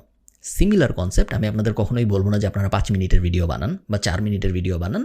সেম পডকাস্টের জন্য যে লজিকটা ছিল এখানেও সেম লজিক। আপনি যদি 4 মিনিটের ভিডিও বানান, সপ্তাহে আপনাকে একজন 4 মিনিটের জন্য একবার দেখে, চান্স খুব কম আপনার ওপর তার কোনো অথরিটি বা ট্রাস্ট বা রেসপেক্ট কোনো ব্যাপার আসার চান্স কম। এটলিস্ট 10 মিনিটের বেশি হইতে হবে, যত বড় হয় তত আসলে ভালো। ইন্টারেস্টিং রেখে আপনি যত বড় করতে পারেন তত আসলে ভালো। সো পডকাস্ট যদি আপনি করতে না চান, আপনার সেকেন্ড অপশন হইল লং ফর্ম ভিডিওতে যাওয়া, যেগুলোকে আমরা বলি 10 মিনিটের বেশি। ইউটিউবের ভাষায় ইউটিউব বলে 8 মিনিটের বেশি, বাট আমি আপনাদের বলবো 10 মিনিটের বেশি। এইভাবে চিন্তা করতে 10 মিনিটের বড় 10 থেকে 20 মিনিটের অ্যাঙ্গেলের ভিডিও বানাতে। সো আপনার হাতে অপশন মূলত 2টা কন্টেন্ট ক্রিয়েটর হিসেবে, পডকাস্ট অথবা লং ফর্ম ভিডিও, যেগুলো 10 থেকে 20 মিনিটের মতো। আজকের ভিডিওটা আমাদের এই কোর্সের সবচেয়ে ইম্পর্টেন্ট ভিডিওগুলোর একটা, সেটা হলো সিলেক্টিং দ্য রাইট টপিক। আপনি যখন একজন কন্টেন্ট ক্রিয়েটর হবেন, আপনি শুধুমাত্র একটা টপিকের উপরে কথা বলবেন না, আপনি বিভিন্ন টপিকের উপরে কথা বলবেন, বাট আপনার মাদার টপিক যেটা আমরা বলি ওইটা সবসময় একটাই থাকবে, বা ব্রডলি এক আমব্রেলার ভিতরের বিভিন্ন টপিক নিয়ে আপনি কথা বলবেন। ধরেন আপনি যদি পডকাস্ট বানান তাহলে হিসাবটা ভিন্ন, কারণ সেই ক্ষেত্রে গেস্ট কীরকম ওটার উপর ভিত্তি করে আপনার অ্যাঙ্গেল চেঞ্জ হয়ে যেতে পারে, বা আপনার কোহোস্টরা, বা আপনার যদি লাইফস্টাইল টাইপ পডকাস্ট হয় তাহলে ওই সপ্তাহের ইভেন্টের উপর ভিত্তি করে আপনার কথাবার্তা চেঞ্জ হয়ে যেতে পারে। বাট জেনারেলি স্পিকিং, আমি চাই আপনি যখন কন্টেন্ট বানাবেন, আপনি যখন এই যে চিন্তা করতেছেন, এই ভিডিওর পরেই তো আপনি আসলে চিন্তা করবেন যে আমি কোন টপিকে কন্টেন্ট বানাবো, আপনি নিজেকে এই প্রশ্নটা করেন যে মানুষ কি ভাবুক আমি কি বিষয়ে এক্সপার্ট। 3 বছর পরে যে যদি আমি একজনকে জিজ্ঞেস করি যে আচ্ছা বলেন তো ভাই আমি কি বিষয়ে এক্সপার্ট, উনি কি বলবেন? আপনি যেটা চান উনি বলুক, আপনার কন্টেন্ট ওই রকমভাবে ডিজাইন করতে হবে যাতে করে উনি এই রিয়ালাইজেশনটা পায় যে হ্যাঁ উনি ওই বিষয়ে এক্সপার্ট। আমি যখন কন্টেন্ট বানাই, আমার কন্টেন্টের স্ট্রাকচারটাই থাকে এমন যেন মানুষ মনে করে উনি বিজনেস নিয়ে কথা বলে, উনি অনলাইন ক্যারিয়ার নিয়ে কথা বলে, এবং উনি বিভিন্ন ইনফরমেটিভ ভিডিওর উপরে কথা বলে। যে কারণে আপনি দেখবেন আমি যখন ট্রাভেল ভিডিও বানাই, আমি লুক্সেমবার্গ নিয়ে একটা ভিডিও বানাইছি, কিন্তু লুক্সেমবার্গের ভিডিওটার অ্যাঙ্গেলটা হলো কেন লুক্সেমবার্গ এত বড় লোক, ওটাকে আমি ঘুরায় এনে টাকা পয়সা বা বিজনেসের সাথে রিলেট করছি। আমি ইজিপ্ট নিয়ে 1 ঘন্টার বড় একটা এগেইন ট্রাভেল ব্লগ বানাইছি, যেটা মেইনলি একটা ট্রাভেল ব্লগই, বাট ওই ভিডিওর একটা কি পয়েন্ট হলো ইজিপশিয়ান মুদ্রা কেন খারাপ পারফর্ম করতেছে আস্তে আস্তে, লোনের কারণে ইজিপশিয়ান মুদ্রার খারাপ হওয়ার কারণটা আসলে কী ছিল, ওখানে ঝামেলাটা কী ছিল, এত লোন নেওয়া ইজিপ্টের ক্ষতিটা আসলে কী হয়েছে, এবং ওটার সাথে আমি আর্জেন্টিনাকে মিলায় ওখানে আমি একটা অ্যানালাইসিস করেছি। বিভিন্ন সময় আমি বিভিন্ন টপিকের উপরে ভিডিও বানাই। আমি শুধু এরকম না যে হ্যাঁ আমি চাই মানুষ বুঝুক আমি অনলাইন ক্যারিয়ার নিয়ে ভিডিও বানাই, মানুষ ভাবুক আমি বিজনেস নিয়ে ভিডিও বানাই, আমি প্রত্যেকটা ভিডিও হবে 100% বিজনেস নিয়ে, এরকম না। ওরকম রিজিড যদি আপনি হয়ে যান, এরকম স্ট্রাকচার যদি আপনি হয়ে যান, তাহলে আবার গ্রো করা যায় না, কারণ গ্রো করতে আমাদের ম্যাথ টপিকও লাগে, যেগুলো ম্যাথ মানুষজন দেখবে। সো এই ব্যাপারটা আপনারা সবাই মাথায় রাখবেন, এটা আপনার একটা ফানেল হিসেবে চিন্তা করতে হবে। আপনার ফার্স্ট প্রশ্ন আজকে আপনার নিজেকে জিজ্ঞেস করতে হবে যে আমি কি চাই মানুষ 3 বছর পরে ভাবুক যে আমি এক্স বিষয়ে এক্সপার্ট। ওই এক্সের জায়গায় আমি কি বসাবো, ওই এক্সের জায়গায় আপনি যেটা বসাইতে চান ওইটা শেপ করবে আপনার কন্টেন্টের স্ট্রাকচার বা আপনার কন্টেন্টের স্ট্র্যাটেজি কীরকম হবে। আরেকটা ব্যাপার আমি যেখানে বলে রাখি, আপনারা সবাই মোটামুটি বুঝে গেছেন, বাট তারপরে আমি বলে রাখি, আমরা ফানি ভিডিও দিকে যাব না, আমরা রোস্টিং, ডিমিনিং বা ফানি বা কমেডি এই অ্যাঙ্গেলে যাব না। তার কারণ যদিও ইন্টারন্যাশনালি আমরা জানি যে কমেডিয়ানরা খুবই ওয়েল রেসপেক্টেড, ইন্টারন্যাশনালি কমেডিয়ানদের বেশ ভালো অথরিটি আছে, বাট আমরা যেহেতু বাংলা কন্টেন্ট নিয়ে কথা বলতেছি, বাংলা কন্টেন্টে এই ব্যাপারটা নাই। আপনি যদি কমেডি ভিডিও বানান, আপনি যদি স্কিট বানান, আপনি যদি ফানি ভিডিও বানান, কোনো চান্স নাই আপনি অথরিটি বিল্ড করতে পারবেন, কোনো চান্স নেই মানুষ আপনাকে কোনো রেসপেক্ট দিবে, কোনো চান্স নেই আপনি খুব বড় একটা বিজনেস দাঁড় করাইতে পারবেন, এবং কোনো চান্স এটাও নাই যে আপনি খুব বড় ব্র্যান্ড ডিলও পাবেন। আমি আমার কন্টেন্ট ক্রিয়েশন জার্নিতে বাংলাদেশের যত বড় বড় ব্র্যান্ড আছে মোটামুটি সবার সাথে আমি কাজ করেছি। আমি বিকাশের সাথে কাজ করছি, আমি নগদের সাথে কাজ করছি, আমি গ্রামীণ ফোনের সাথে কাজ করছি, আপনি বাংলা লিঙ্কের সাথে আমি নাম লিস্ট করা শুরু করলে আমি হাতিলের সাথে কাজ করছি, অনেক মানুষের সাথে, অনেক বড় বড় কোম্পানির সাথে আমি বাংলাদেশে কাজ করছি। আমি যদি একজন ফানি কন্টেন্ট ক্রিয়েটর হইতাম যে ফানি ভিডিও বানাবে, আমি অনেক বেশি ভিউ পাইতাম আরও, কিন্তু আমি কখনোই বিজনেস দাঁড় করাইতে পারতাম না, এত ইনকামও করতে পারতাম না, এবং কখনোই আমার মার্কেট প্লেসে সমাজে এই আমার পোটেনশিয়াল কনজিউমারদের মাঝখানে ওই রেসপেক্ট এবং অথরিটিটা জেনারেট করতে পারতাম না। এটা সম্ভব না। সো এই ব্যাপারটা মাথায় রাখবেন। আপনি যখন কন্টেন্টের টপিক চিন্তা করতেছেন যে 3 বছর পরে আমাকে মানুষ কিসের জন্য মনে রাখবে, এটা যেন আপনার মাথায় না আসে 3 বছর পরে আমাকে মানুষ ফানি ভিডিওর জন্য মনে রাখবে। কারণ ফানি ভিডিও দিয়ে আপনার অথরিটি বিল্ড করাটা এক্সট্রিমলি ডিফিকাল্ট। আমি চাই না আপনারা এই পথের ভিতরে যান। তো আমরা ফানি ভিডিওর ভিতরে যাব না। তার মানে কি এই যে আমাদের ভিডিও খুব সিরিয়াস হবে, আমাদের ভিডিও দেখলে মানুষের মনে হবে যে টিভিতে আমরা টক শো দেখতেছি? না, আমাদের ভিডিও হবে এন্টারটেইনিং, বাট ভিডিওর টপিক হবে সিরিয়াস। ইউটিউব কিন্তু একটা এন্টারটেইনমেন্ট প্ল্যাটফর্ম। ইউটিউবে মানুষ জ্ঞানের জন্য যায় না, ইউটিউবে মানুষ মেইন পারপাস হলো আনন্দের জন্য, টাইম স্পেন্ড করতে, মজার জন্য যায়, এন্টারটেইনড হইতে যায়। আপনার টপিক যতই সিরিয়াস হোক, আপনার টোন হইতে হবে ইন্টারেস্টিং এবং এন্টারটেইনিং, এবং আপনার এক্সাম্পল, টপিকের আশপাশের কথাবার্তা সবই হইতে হবে ইন্টারেস্টিং এবং এন্টারটেইনিং, যাতে করে আপনার মেইন সিরিয়াস টপিকটা মানুষ বুঝতে পারে এবং আপনি বোঝাইতে পারেন মানুষকে। সো আজকের এই ভিডিওর আজকের এই যে পুরো টপিক নিয়ে ডিসকাশন, এটার মূল উদ্দেশ্য এটাই, আপনাকে জিজ্ঞেস করা যে আপনি চিন্তা করেন আপনার মেইন টপিক বা মাদার টপিক কী হবে এবং আপনার সাব ব্রাঞ্চগুলো কী হবে। আমি চাই আপনি 2টা বা 3টা মাদার টপিক খুঁজে বের করবেন যে হ্যাঁ 3 বছর পরে আমি চাই মানুষ আমাকে এটার জন্য মনে রাখুক, এটা একটা মাদার টপিক। 3 বছর পরে আমি চাই মানুষ আমাকে এটার জন্য মনে রাখুক, এটা আরেকটা মাদার টপিক। 3 বছর পরে আমি চাই মানুষ আমাকে এটার জন্য এক্সপার্ট ভাবুক, ওটা আরেকটা মাদার টপিক। 3টা মাদার টপিক আমরা সিলেক্ট করবো। ইভেনচুয়ালি আমরা একটা সিলেক্ট করবো, এই 3টার মধ্যে থেকে 2টা আমরা বাদ দিয়ে দিব, বাট ফার্স্ট আমরা 3টা সিলেক্ট করবো। আপনাদের হেল্প করি জিনিসটা এক্সপ্লোর করার জন্য। ফার্স্টেই আসবে ইন্টারেস্ট। সো আপনার ইন্টারেস্ট কী তার মধ্যে যেগুলো ফানি ওগুলো তো বাদ, সিরিয়াস যেগুলো শুধুমাত্র ওগুলোই আমরা আপাতত কনসিডার করবো। সো আপনার ইন্টারেস্ট কী আপনি একটু চিন্তা করেন। আপনার ইন্টারেস্টের মধ্যে কি গার্ডেনিং পড়ে? আপনার ইন্টারেস্টের মধ্যে কি টিভি শো দেখা পড়ে? আপনার ইন্টারেস্টের মধ্যে কি সিনেমা পড়ে? আপনার ইন্টারেস্টের মধ্যে জিও পলিটিক্স পড়ে? আপনার ইন্টারেস্টের মধ্যে হিস্ট্রি পড়ে? আপনার ইন্টারেস্টের মধ্যে বই পড়া পড়ে? কী পড়ে আসলে আপনার ইন্টারেস্টের মধ্যে? ইন্টারেস্টগুলো ফার্স্ট, কারণ ইন্টারেস্ট থেকেই মূলত মাদার টপিক আসবে।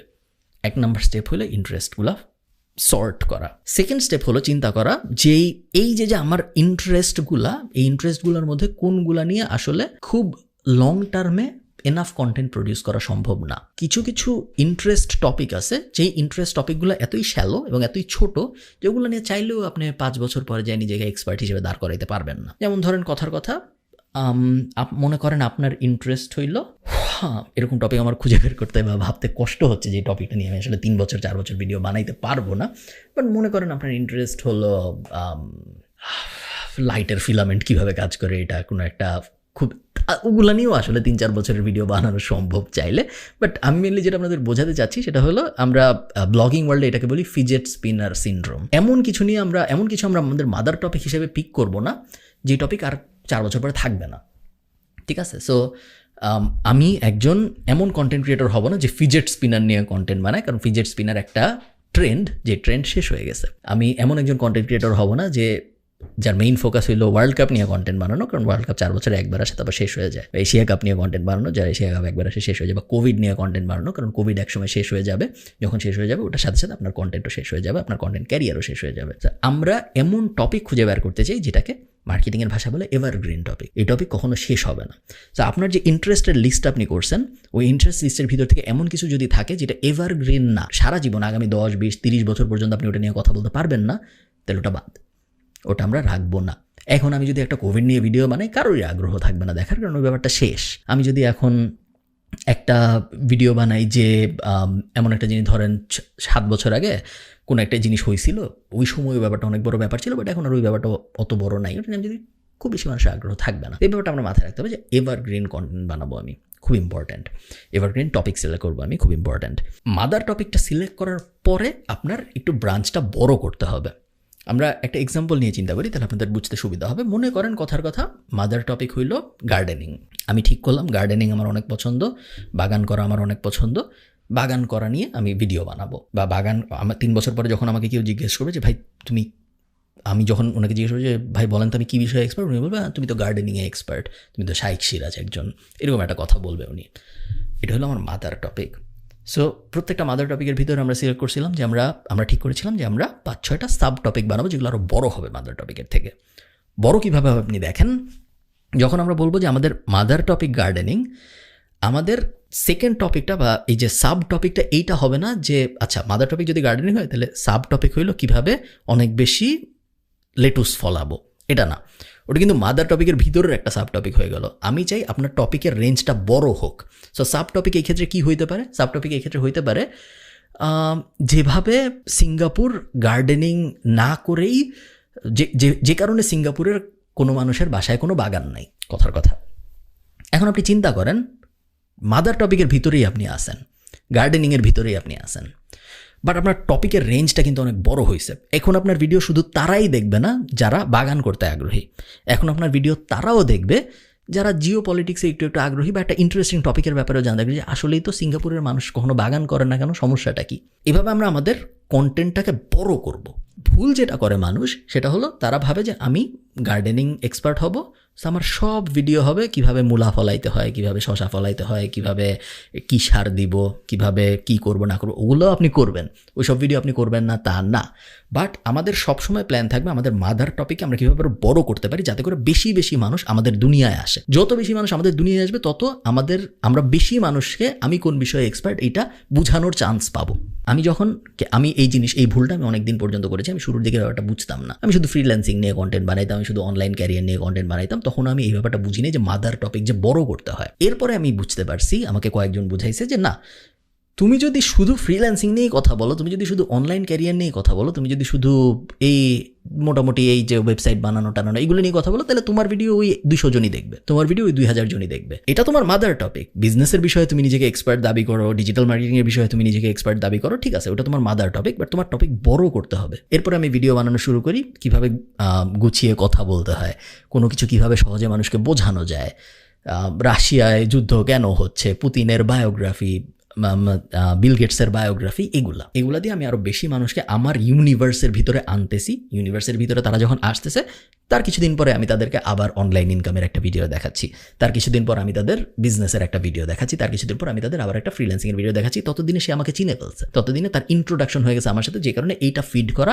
তার জন্য সহজ হয়েছে। প্রথম আমার যে ভিডিও দেখছে গত 2 বছরে, সে জানতোই না আমি কি। আপনি চিন্তা করেন, আপনি প্রথম যারা অনেক পুরনো সাবস্ক্রাইবার তারা বাদে রিসেন্ট গত 3 বছরে যখন থেকে আমি এই ব্যাপারটা মাদার টপিক এবং সাব টপিকের ব্যাপারটা বুঝতে পারছি, তখন থেকে যারা আমার ভিডিও দেখছে তারা মেইনলি আমার ভিডিও দেখছে কোনো সময় আমি স্পেস নিয়ে একটা ভিডিও বানিয়েছি, ভয়েজার নিয়ে ওই সময়, বা তারা আমার ভিডিও দেখছে আমি হোয়াইট শার্ট শো নামে একটা কেস স্টাডি সিরিজ বানিয়েছিলাম যে চায়নায় কেন উবার ব্যর্থ হয়েছে, বা পেপ্যাল মাফিয়া ব্যাপারটা কি, এই ধরনের জিনিসপত্র যেগুলা ব্রড টপিক, ওগুলা দিয়ে মানুষ ফার্স্টে ইন্ট্রোডিউসড হয়েছে আমার সাথে, এবং তারপরে তারা যে আস্তে আস্তে জানছে আমি কী করি না করি, ফার্স্টেই তারা জানে নাই। সো এই মাদার টপিক এবং এই সাব টপিকের ব্যাপারটা বোঝাটা খুবই জরুরি, এবং এই ভিডিওর পরে আপনার উদ্দেশ্য হবে ফাইনালাইজ করা যে আপনার মাদার টপিক কী এবং ওইটার 3টা সাব টপিক কী। সাব টপিক মানে কিন্তু ওইটার থেকে ছোট না, ওইটার থেকে বড়।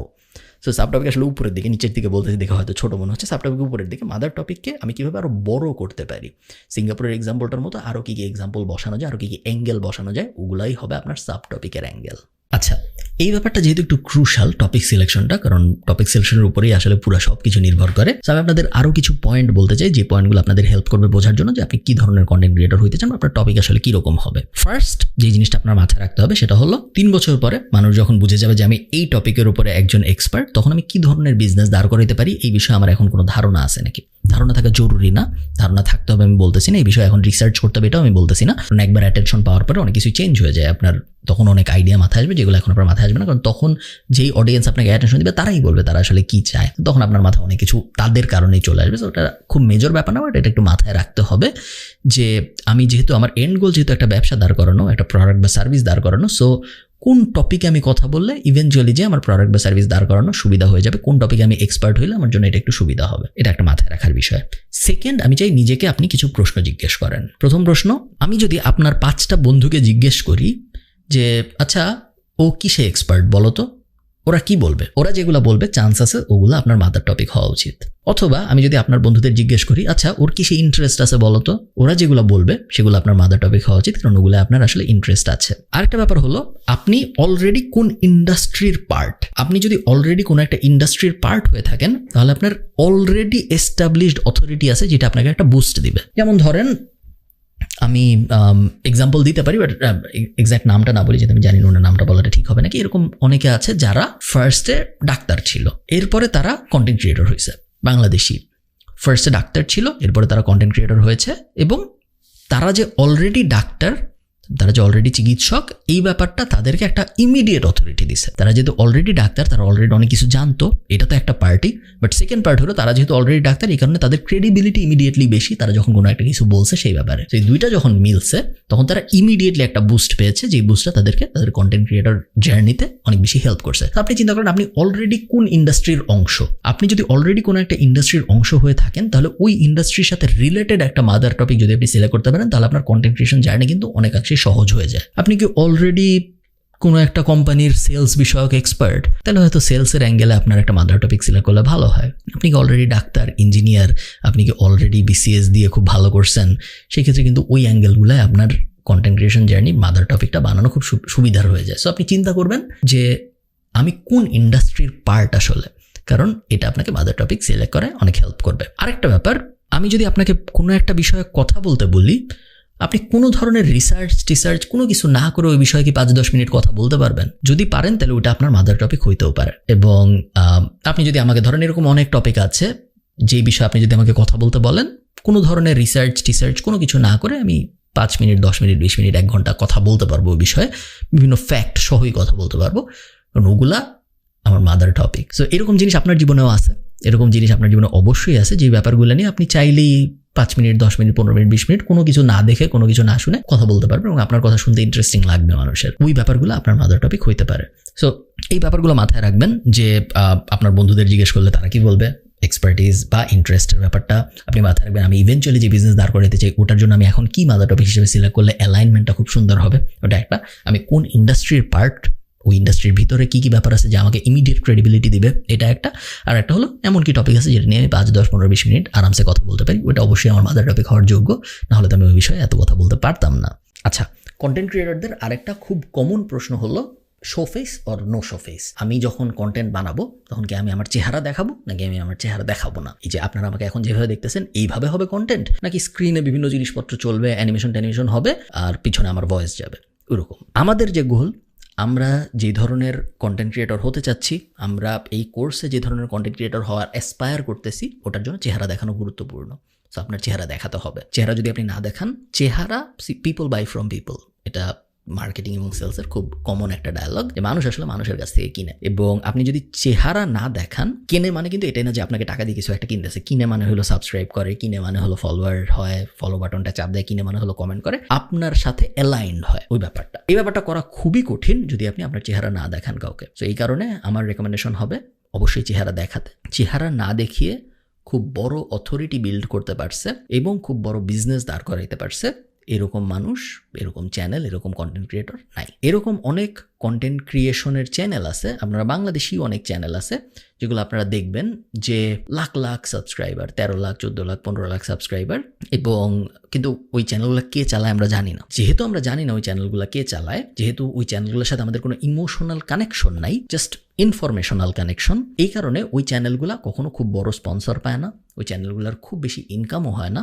In terms of brand deal till ইত্যাদি, এবং ওই চ্যানেলগুলো কখনোই খুব বড় বিজনেসও দাঁড় করাইতে পারে না। আপনি চিন্তা করেন, আজকে যদি সময় টিভি বন্ধ হয়ে যায়, আপনার কি খুব একটা খারাপ লাগবে? চান্স খুব কম আপনার খুব একটা কষ্ট লাগবে, কারণ কি যায় আসে, কোটি কোটি চ্যানেল আছে, সময় টিভি বন্ধ হয়ে গেলে আমাদের কি যায় আসে? কিছুই যায় আসে না। আজকে যদি আমার চ্যানেল বন্ধ হয়ে যায়, একটা চান্স আছে কিছু মানুষের খারাপ লাগবে। এই যে ডিফারেন্সিয়েশনটা, এই ডিফারেন্সিয়েশনটার মূল কারণ হলো আপনি যখন আপনার চেহারা দেখায় কথা বলবেন, আপনি যখন নিজের নামে কথা বলবেন, তখন অডিয়েন্সের সাথে জাস্ট ইনফরমেশনাল সম্পর্ক হয় না, একটা ইমোশনাল সম্পর্কও হয়। আপনার এস্টাবলিশ করতে হবে না, এই জিনিসটা অটোমেটিক্যালি হয়ে যাবে। এবং এই জিনিসটা যখন হয় তখন অডিয়েন্সের সাথে আপনি যখন ইমোশনালি কানেক্টেড হন তখন আপনার অথরিটি ইমিডিয়েটলি বাড়া শুরু করে, যদি আপনি পুরো ব্যাপারটা অনেস্টলি করতে পারেন। সো এই কারণে জাস্ট অনেক ঘুরায় পেঁচায় বললাম, বাট কথা খুব সহজ। সেটা হলো যদি পসিবল হয় চেহারা দেখায় ভিডিও করা। অ্যানিমেশন থাকবে না তা না, বাট অবশ্যই আপনার চেহারা যেন দেখা যায়। আমরা যে ধরনের কাজ করতে চাচ্ছি, আমরা যে ধরনের অথরিটি বিল্ড করতে চাচ্ছি, তার জন্য চেহারা দেখাইতে পারাটা ইম্পর্ট্যান্ট। এখন আস্তে আস্তে আমরা আমাদের ভিডিওর দিকে যাচ্ছি, কিন্তু আমাদের থিওরি প্রায় শেষ হয়ে আসতেছে। আমরা মোটামুটি বুঝে ফেলছি আমাদের মাদার টপিক কী হবে, আমরা কোন বিষয়ে নিজেদের এক্সপার্ট হিসেবে, কন্টেন্ট ক্রিয়েটার হিসেবে দাঁড় করাইতে চাই। মোটামুটি আস্তে আস্তে ক্লিয়ার হওয়া শুরু করছে আমাদের কাছে। আজকে আমাদের কাজ হলো আমাদের বায়ার পার্সোনা বানানো। আপনারা যারা জানেন বায়ার পার্সোনা কী জিনিস, তারা তো জানেনই, কারণ এটা মার্কেটিংয়ে পড়ানো হয়, এটা বিবিএতে পড়ানো হয়। আপনারা অনেকেই হয়তো জানেন, অনেকে অডিয়েন্স পার্সোনাও বলে। আবার যারা আমাদের মেটা মার্কেটিং কোর্স করেছেন তারা ওইখানে বিস্তারিত শিখেছেন। যে আপনারা যারা এই ভিডিও দেখতেছেন তাদের তো অলরেডি মেটা মার্কেটিংয়ের অ্যাক্সেস আছেই। সো আপনারা চাইলে আবার যে দেখে আসতে পারেন যে বায়ার্স পার্সোনা কিভাবে বানাইতে হয়, ওটা নিয়ে ওখানে ডিটেল আমি হোয়াইট বোর্ডে করে দেখাইছি। লং স্টোরি শর্ট, আমাদের উদ্দেশ্য হলো কোনো ধরনের ভিডিও বানানো শুরু করার আগে একটা কাগজ নেওয়া এবং এই কাগজের ভিতরে আমাদের আইডিয়াল ভিডিও কনজিউমারকে তার বিস্তারিত লেখা। এবং আপনি যখন এই আইডিয়াল কনজিউমারের বিস্তারিত লিখবেন, টার্গেট অডিয়েন্সের পার্সোনা যখন আপনি বানাবেন, তখন আমি চাই আপনি কোনো ডিটেইল বাদ না দেন। টার্গেট অডিয়েন্স বানানোর উদ্দেশ্যটা হলো যখন আমরা ভিডিও বানাবো আমাদের যেন মাথায় থাকে যে আমাদের এই ভিডিওটা আসলে কে দেখতেছে। এই জিনিসটা যখন আপনার মাথায় থাকবে তখন আপনার ভিডিওর অর্গানাইজেশন, ভিডিওর প্রেজেন্টেশন এবং ভিডিওর পুরা স্টাইলটা খুব সুন্দর থাকে। আমি একটা বানায় আপনাদের হেল্প করি, তাহলে আপনারা আপনাদের জন্য বানাইতে পারবেন। আমি যখন আমার বায়ার্স পার্সোনা ফার্স্ট বানিয়েছিলাম বা টার্গেট অডিয়েন্স পার্সন আমি যখন বানাইছিলাম, একই জিনিস বিভিন্ন নামে বলে বিভিন্ন মানুষ, ফার্স্টেই আমি এটা ভাবছি যে ওর নাম কি, একটা নাম দিতে হবে আমাদের। সো নাম দেওয়ার পর ওর বয়স কত, আমি সবসময় ধরে নিয়েছি যে আমি যার জন্য ভিডিও বানাই তার বয়স হলো 18 থেকে 30-এর মধ্যে। এটা হলো মেইন আমার কোর ডেমোগ্রাফিক। এর বাইরেও আর অনেক মানুষ আছে যারা আমার ভিডিও দেখে, বাট মেইন আমি ধরে নিই সবসময় 18 থেকে 30 বা 18 থেকে 34 এরকম একটা ডেমোগ্রাফির অডিয়েন্সের জন্য আমি ভিডিও বানাই। এরপরে ও করে কি, ও হয় ইউনিভার্সিটিতে পড়তেছে অথবা ও কোনো একটা চাকরিতে ঢুকছে, এখন ওর ক্যারিয়ার আর্লি স্টেজে আছে। এরপরে ওর পরিবারের কি অবস্থা, কেউ বেশিরভাগই আনম্যারিড, কেউ হতে পারে ম্যারিড, বাট খুব বেশি মানুষ এরকম নাই যাদের বাচ্চা কাচ্চাও আছে। এরপরে ওর আচরণ কীরকম, হ্যাঁ ও বছরে 1-2 বার ট্রাভেল করে, চান্স আছে যে ও কুকুর বিড়াল পছন্দ করে, স্পেশালি বিড়াল হয়তো অনেক বেশি পছন্দ করে। ও কি কনজিউম করে, ও যখন অনলাইনে যায় তখন আসলে কি দেখে, ইনফরমেটিভ ভিডিও দেখে। ও যখন টিভি দেখে তখন বেশিরভাগ সময় আসলে নিউজ দেখে অথবা খেলা দেখে, এছাড়া আসলে তেমন জিনিসপত্র দেখে না। একজন মানুষের যে আপনার ভিডিও দেখবে তার ব্যাপারে আপনি যখন অডিয়েন্স পার্সোনা সাজাবেন, একটা কাগজে কিন্তু আপনি এগুলো সব লিখবেন। আমি আপনাকে জাস্ট বললাম, বাট আপনি এগুলো সব লিখবেন, লিখে টানায় রাখবেন কোথাও, যেন আপনি যখন একটা ভিডিও বানাচ্ছেন বা আপনি যখন একটা ভিডিওর প্ল্যান সাজাচ্ছেন, আপনি ওই কাগজটার দিকে তাকাইতে পারেন এবং তাকায় ভাবতে পারেন যে আচ্ছা আমি যে জিনিসটা লিখলাম ও তো ইউনিভার্সিটিতেই জানি, ও কি বুঝবে এই জিনিসটা, বা আমি যে জিনিসটা লিখলাম ও তো কখনো নিউজই দেখে না টিভিতে, ও কি কখনো বুঝবে এই জিনিসটা। অডিয়েন্স পার্সোনা বানানোর উদ্দেশ্য হলো আমি যখন আমার ভিডিও ফরম্যাট করবো, আমি যখন ভিডিওর স্ট্রাকচার সাজাবো, স্ট্র্যাটেজি বানাবো, তখন আমি যেন ওটা মিলায়ে দেখতে পারি যে আমি এমন কিছু বলে না ফেলি বা এমন কিছু লিখে না ফেলি যেটা ওনার সাথে মিলে না বা উনি বুঝবেই না আমি কি করতেছি। এই কারণে অডিয়েন্স পার্সোনা বানানোটা খুব গুরুত্বপূর্ণ। এটা আপনি একবারই বানাবেন, এরপরে 2 বছর 3 বছর 4 বছর পর্যন্ত আপনার তেমন বানাতে হবে না, তারপরে হয়তো আপনি আরেকবার বানাবেন। আমরা আরেকটা এক্সাম্পল নিই, তাহলে আপনাদের বুঝতে সুবিধা হবে। ধরেন আপনি একজন স্পোর্টস কন্টেন্ট ক্রিয়েটর হইতে চান বাংলাদেশের। স্পোর্টস কন্টেন্ট ক্রিয়েটরের জন্য একজন স্পোর্টস কন্টেন্ট ক্রিয়েটর যখন বায়ার্স পার্সোনা বানাবে তখন সে কি বায়ার্স পার্সোনা বানাবে, এরকম বানাবে যে হ্যাঁ ও ইংলিশ মিডিয়ামে পড়ে অথবা কোনো একটা ভালো বাংলা মিডিয়ামে পড়ে, ও রাত জাগে, কারণ ও যদি রাত না জাগে তাহলে তো ইংলিশ প্রিমিয়ার লিগের খেলাগুলো দেখতে পারবে না। ও ইংলিশ মোটামুটি ভালো বুঝে, কারণ ও রেগুলার ফুটবল খেলা দেখতেছে, প্রিমিয়ার লিগ বলেন বা লা লিগা বলেন বা ফ্রেঞ্চ লিগ বলেন বা ওয়ার্ল্ড কাপ বলেন, ওগুলো সে রেগুলার দেখতেছে ফুটবল। সো ও ইংলিশ মোটামুটি ভালো বুঝে। ও যেহেতু ইংলিশ মোটামুটি ভালো বুঝে, আমরা এজিউম করতে পারি ও হয়তো ইংলিশ ব্লগ ট্লগ মাঝে মধ্যে পড়ে বা ইংলিশ বই টই মাঝে মধ্যে পড়ে হয়তো, সেরকম একজন মানুষ। ও হয়তো ও কি ক্রিকেট খেলা দেখে, ও যদি ক্রিকেট খেলা দেখে তাহলে হতে পারে ও ইন্ডিয়া পাকিস্তান রাইভালরি নিয়ে অনেক উত্তেজিত থাকে, চান্স আছে। ও তার মানে হয়তো ওয়ার্ল্ড কাপও ফলো করতেছে, যখন বাংলাদেশ ক্রিকেট ওয়ার্ল্ড কাপ খেলতেছে তখন সে হয়তো ওটাও ফলো করতেছে। সো এইভাবে আমি একটা মানুষের বায়ার্স পার্সোনাটা সাজাবো। এবং এরপরে যে আমি যখন আমার ভিডিও রেকর্ড করতে বসবো স্পোর্টস রিলেটেড, তখন আমি যখন একটা জিনিস বলবো তখন আমি ওর সাথে মিলাইতে পারবো। অথবা শুধু যে আমি স্ক্রিপ্টের সময় এটা করবো তা না, আমি যখন ভিডিও পাবলিশ করবো তখন আমি এটা মিলাইতে পারবো যে আচ্ছা ইংলিশ প্রিমিয়ার লিগের একটা খেলা আছে ওই সময়, খুব ইম্পর্ট্যান্ট একটা খেলা, বা চ্যাম্পিয়ন্স লিগের একটা খুব ইম্পর্ট্যান্ট খেলা আছে ওই সময়, আমার বায়ার্স পার্সোনায় তো আমি দেখতেছি ও এইসব খেলা ফলো করে। তো ওই সময় যদি আমি একটা ভিডিও পাবলিশ করি, চান্স আছে ও আমার ভিডিও দেখবে না। হাউএভার খেলাটা শেষ হওয়ার সাথে সাথে যদি আমি ভিডিও পাবলিশ করি তাইলে কিন্তু আবার ও দেখবে, কারণ বেশিরভাগ মানুষ তাদের ইমিডিয়েট কাজটা শেষ করে, যে খেলা দেখতেছে সে খেলা দেখাটা শেষ করে ইমিডিয়েটলি সে যেটা করে সে হলো সে সোশ্যাল মিডিয়ায় ঢুকে। সো ওই টাইমিংটাও আমি ভালো মতো বুঝতে পারবো যখন আমার বায়ার্স পার্সোনাটা সলিড থাকবে। সো বায়ার্স পার্সোনা বানায় ফেলাটা খুবই গুরুত্বপূর্ণ। আপনারা যারা বায়ার্স পার্সোনা বানানো নিয়ে আরও হেল্প চান, ইউটিউব গুগল তো আছেই, বাট আমাদের ফেসবুক অ্যাডের ভিতরে বায়ার্স পার্সোনা বানানোর খুব বিস্তারিত গাইড দেওয়া আছে, ওইটাও আপনারা দেখতে পারেন যদি আপনার এই ভিডিওর পরেও কোনো কনফিউশন থেকে থাকে। আমার মনে হয় না থাকবে, তারপরে যদি থেকে থাকে ওই ভিডিওটা হেল্প করবে। ওই ভিডিওর পরে যদি আপনি না বোঝেন তাহলে তো ডিসকর্ড আছেই।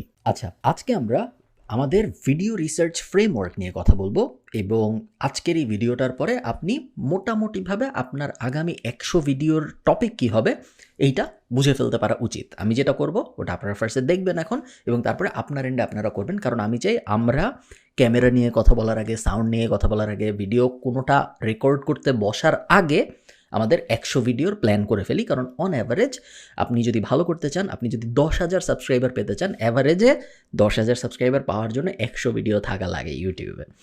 শুনতে একটু অদ্ভুত শোনাচ্ছে, মনে হচ্ছে এত ভিডিও কেন লাগবে মাত্র 10,000 সাবস্ক্রাইবার পাওয়ার জন্য, বাট শুরুর দিকে জার্নিটা এটা ঠিক লিনিয়ার কার্ভ না।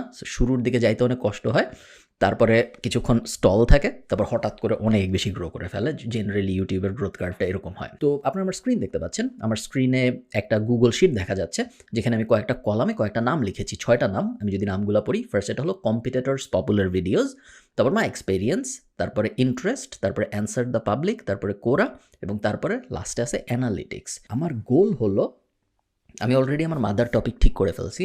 আমি অলরেডি কীভাবে আমার মাদার টপিকের অ্যারাউন্ডে সাব বড় বড় টপিক হবে ওগুলো আমরা মোটামুটি বুঝে ফেলছি বলে আমি ধরে নিচ্ছি। আজকে আমার গোল হলো আমি সামনে এই ভিডিও রেকর্ড করতে বসবো, ক্যামেরা ট্যামেরা নিয়ে আমি এখনও তেমন কিছু জানি না, বাট দ্যাটস ওকে, কোনো সমস্যা নেই। আজকে আমার গোল হলো আমি আমার আগামী 100 ভিডিওর টপিক কী হবে, টাইটেল না কিন্তু টপিক কী হবে এইটা ফাইনালাইজ করার চেষ্টা করব। তো আমি 6ভাবে সাধারণত টপিক খুঁজে বের করতে রেকমেন্ড করবো আপনাদের। যার প্রথমটা হইল looking at competitors popular videos. So মনে করেন আমি ট্রাভেল কন্টেন্ট বানাবো।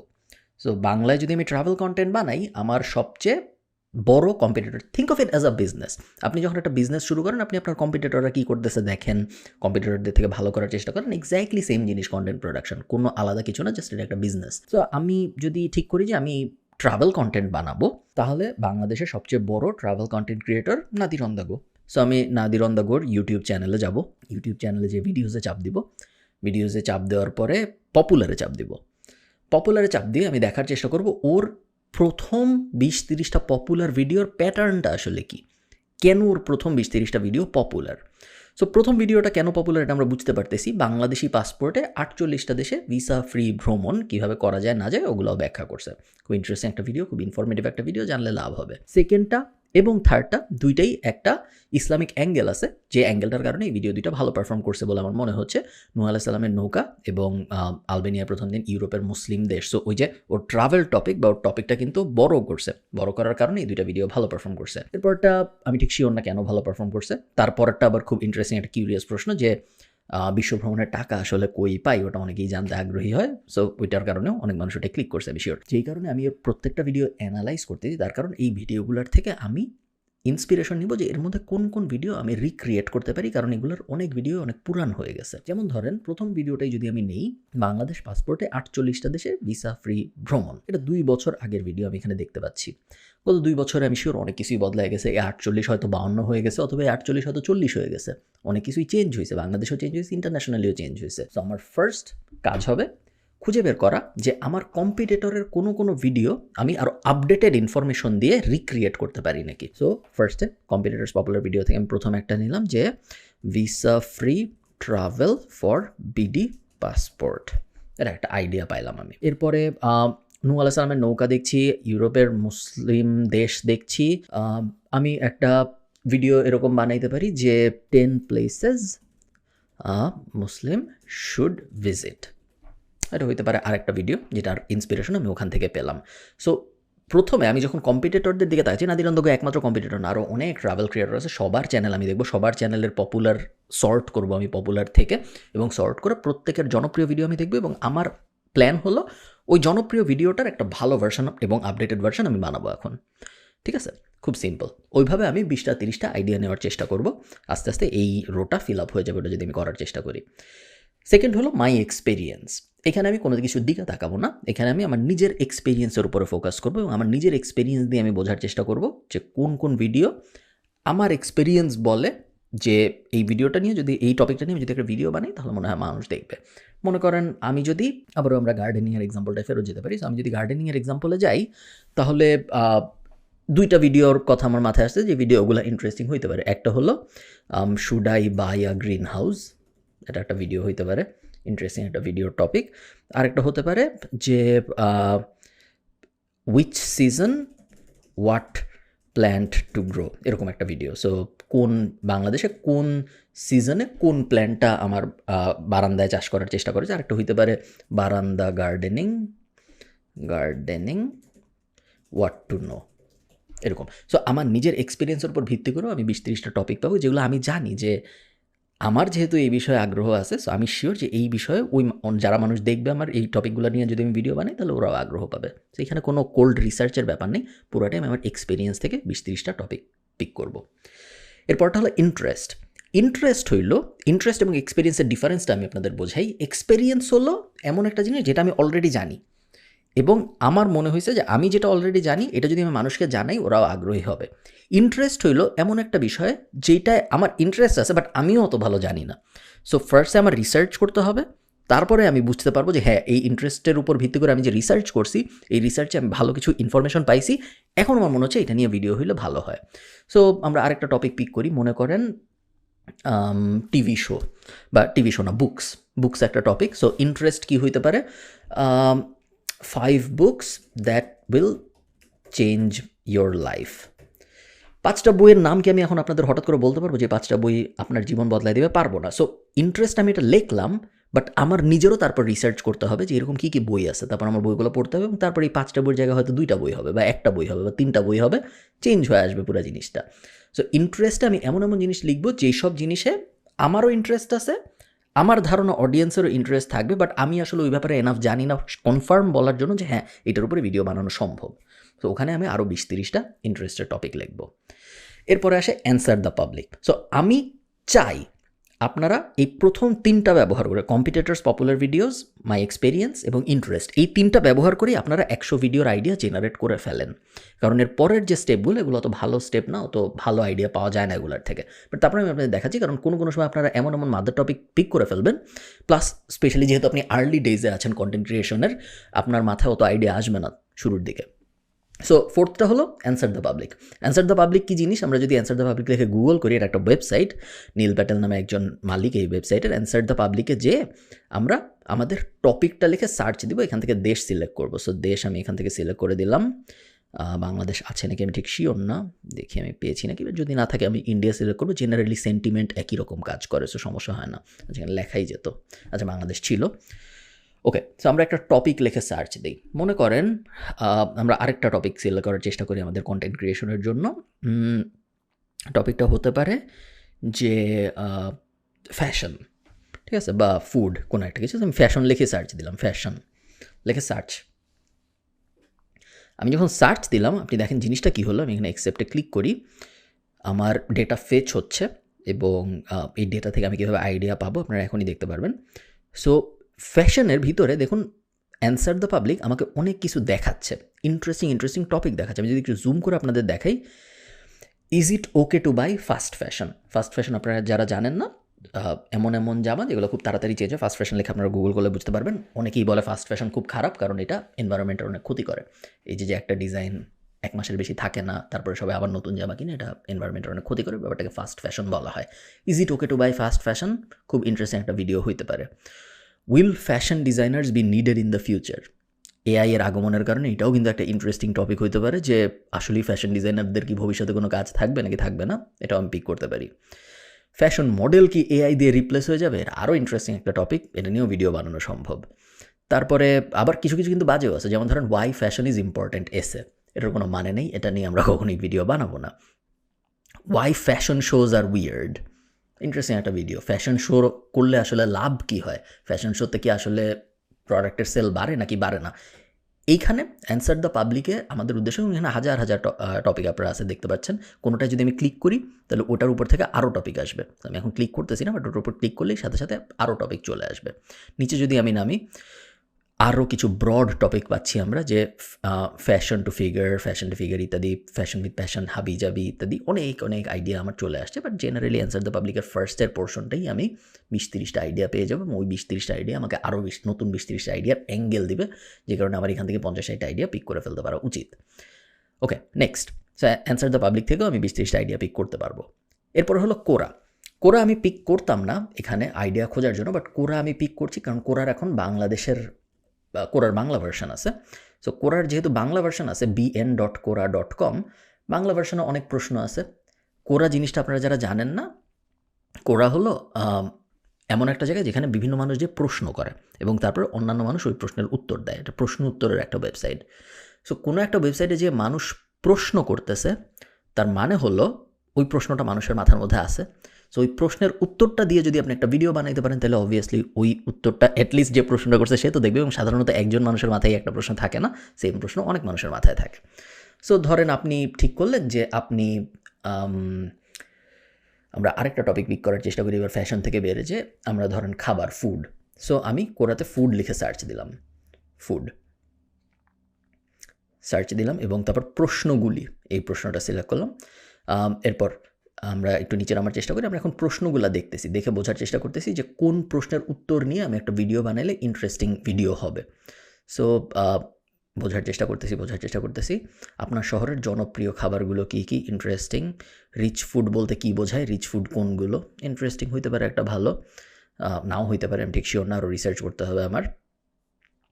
তারপর আমি আর তেমন কিছু দেখতেছি না, অন্য কিছু লিখে আমরা সার্চ দিই, হয়তো আমাদের সার্চটা খুব একটা ভালো হয়নি। সো ফুড না লিখে আমি যদি এখানে বাংলায় খাবার লিখে সার্চ দিই, তাহলে কি হয়, খাবার সার্চ, খাবার। এখন আমি ইন্টারেস্টিং ভিডিও পাচ্ছি। মাদার হরলিক কতটুকু কার্যকর, বেশ ইন্টারেস্টিং একটা টপিক, আমি রিসার্চ করে ভিডিও করতে পারি একটা। এটা ঠিক আমার ফুডের সাথে মিলে নেই, বাট ডাক্তারের চেম্বারের সামনে কারা এখানে যারা প্রেসক্রিপশনের ছবি তোলে, সো সেলসম্যানদের একটা কথা বলছে, এটা আমাদের আপাতত কাজে আসবে না আমাদের ফুড ইউটিউব চ্যানেলের জন্য, বাট আপনারা বুঝতে পারতেছেন আইডিয়া কীভাবে পাওয়া যায়। মাংস খাওয়া কি নৈতিক, বেশ মোরালি একটা প্রশ্ন। কেন বিড়াল মিষ্টি স্বাদ নিতে পারে না, খুব ইন্টারেস্টিং একটা প্রশ্ন একটা ফুড চ্যানেলের জন্য।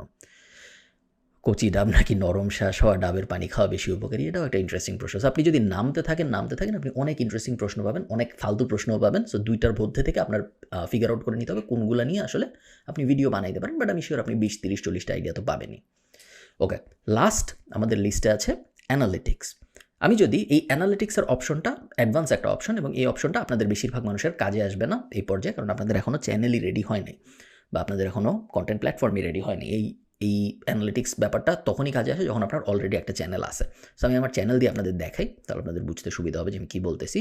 সো খালিদ ফারহান চ্যানেলের ভিতরে আমি গেলাম, চ্যানেলের ভিতরে যাওয়ার পরে আমি ইউটিউব স্টুডিওতে গেলাম, ইউটিউব স্টুডিওতে যাওয়ার পরে অ্যানালিটিক্সে গেলাম, অ্যানালিটিক্সে যাওয়ার পরে দেখুন রিসার্চ নামে একটা অপশন আসছে, রিসার্চে গেলাম। রিসার্চে গেলে দেখা যায় যে আমার যে ইউটিউব অডিয়েন্স তারা আর কী কী জিনিস দেখতেছে ইউটিউবে। সো ইয়োর ভিউয়ার্স সার্চেস, এটা যদি চাপ দিই, এখন আমি দেখতেছি যে আমার ইউটিউবে আমার ভিডিও যারা দেখে তারা আর কী কী ধরনের জিনিসপত্র লিখে ইউটিউবে সার্চ দিচ্ছে। সো এখান থেকে all searches English, United States, India, all টল, এখানে অল দেওয়া থাকুক, এখানে কোনো কিছু চেঞ্জ করার দরকার নেই। ইংলিশটা আপনি চাইলে চেঞ্জ করতে পারেন, বাট কোনো লাভ হবে না, কারণ বাংলায় কেউ এখনও ইউটিউব এনাফ ভালো না যেটা আপনাকে বাংলা সার্চের রেজাল্টও খুব সুন্দর করে দেবে। সো আমাদের ইংলিশের উপরে নির্ভর করে থাকতে হবে। সো আমি দেখতেছি মানুষ আমার ভিডিও যারা দেখে তারা নাটক সার্চ দিচ্ছে, তারা গান সার্চ দিচ্ছে, তারা গ্রাফিক ডিজাইনের ফুল কোর্স সার্চ দিচ্ছে, তারা বাংলাদেশ আফগানিস্তানের খেলা, মুভি এক্সপ্লেনেশন সার্চ দিচ্ছে, তার এবং হাই ডিমান্ড বোঝা যাচ্ছে। সো মুভি এক্সপ্লেনেশনের অ্যাঙ্গেলের কোনো একটা ভিডিও যদি আমি বানাই, ও ভিডিও ভালো করবে। এবং এক্স্যাক্টলি এটা আমি দেখছিলাম, দেখেই আমি ওপেনহেইমার এবং বারবি দুইটা ভিডিও বানিয়েছিলাম, এবং দুইটা ভিডিও ভালো করছিল। এক্স্যাক্টলি এই অ্যানালিটিক্স থেকে আমি ওই আইডিয়াটা পাইছিলাম। ফ্রিল্যান্সিং ফর বিগিনার্স আপনারা দেখতে পাচ্ছেন। সো এইখান থেকেও আইডিয়া আসে, এবং সার্চ অ্যাক্রস ইউটিউবে আমি যদি একটা টপিক লিখি, মনে করেন আমার মাথায় অল্প একটু আইডিয়া আছে যে আমি চাই যে একটা ভিডিও বানাবো অ্যাবাউট প্রোডাক্টিভিটি। সো আমি যদি এখন প্রোডাক্টিভিটি লিখে সার্চ করি, আচ্ছা বাংলা হয়ে আছে, ইংলিশ প্রোডাক্টিভিটি লিখে যদি আমি সার্চ করি, তাহলে ইউটিউব আমাকে বলবে প্রোডাক্টিভিটি রিলেটেড কী কী জিনিস আমার অডিয়েন্স সার্চ করে ইউটিউবে। So productivity music, productivity subliminal, music for focus and productivity app, productivity game, এই জিনিসপত্রগুলো লিখে আমার অডিয়েন্স ইউটিউবে সার্চ করে।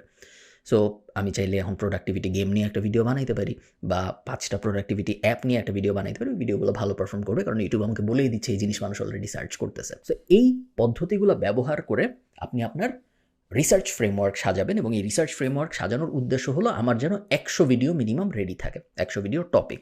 আবারও বলি, এগুলো কিন্তু টাইটেল না, টাইটেল থাম্বনেল এগুলো নিয়ে আমরা আরও অনেক পরে কথা বলবো ভিডিও রেডি হয়ে যাওয়ার পরে। এগুলো হলো আমাদের টপিক।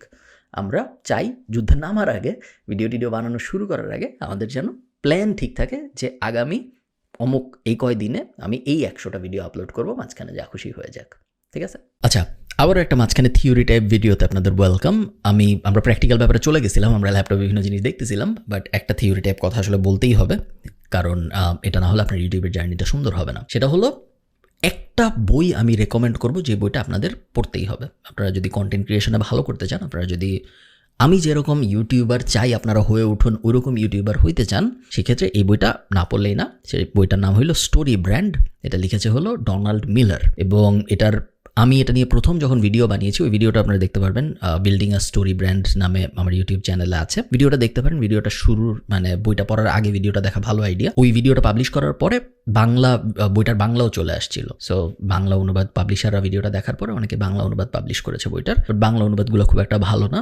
আমি রেকমেন্ড করবো আপনাদের ইংরেজি যে মেইন বইটা খুবই সহজ, খুবই আরাম পড়তে, আপনাদের কষ্ট হবে না ও বইটা পড়তে।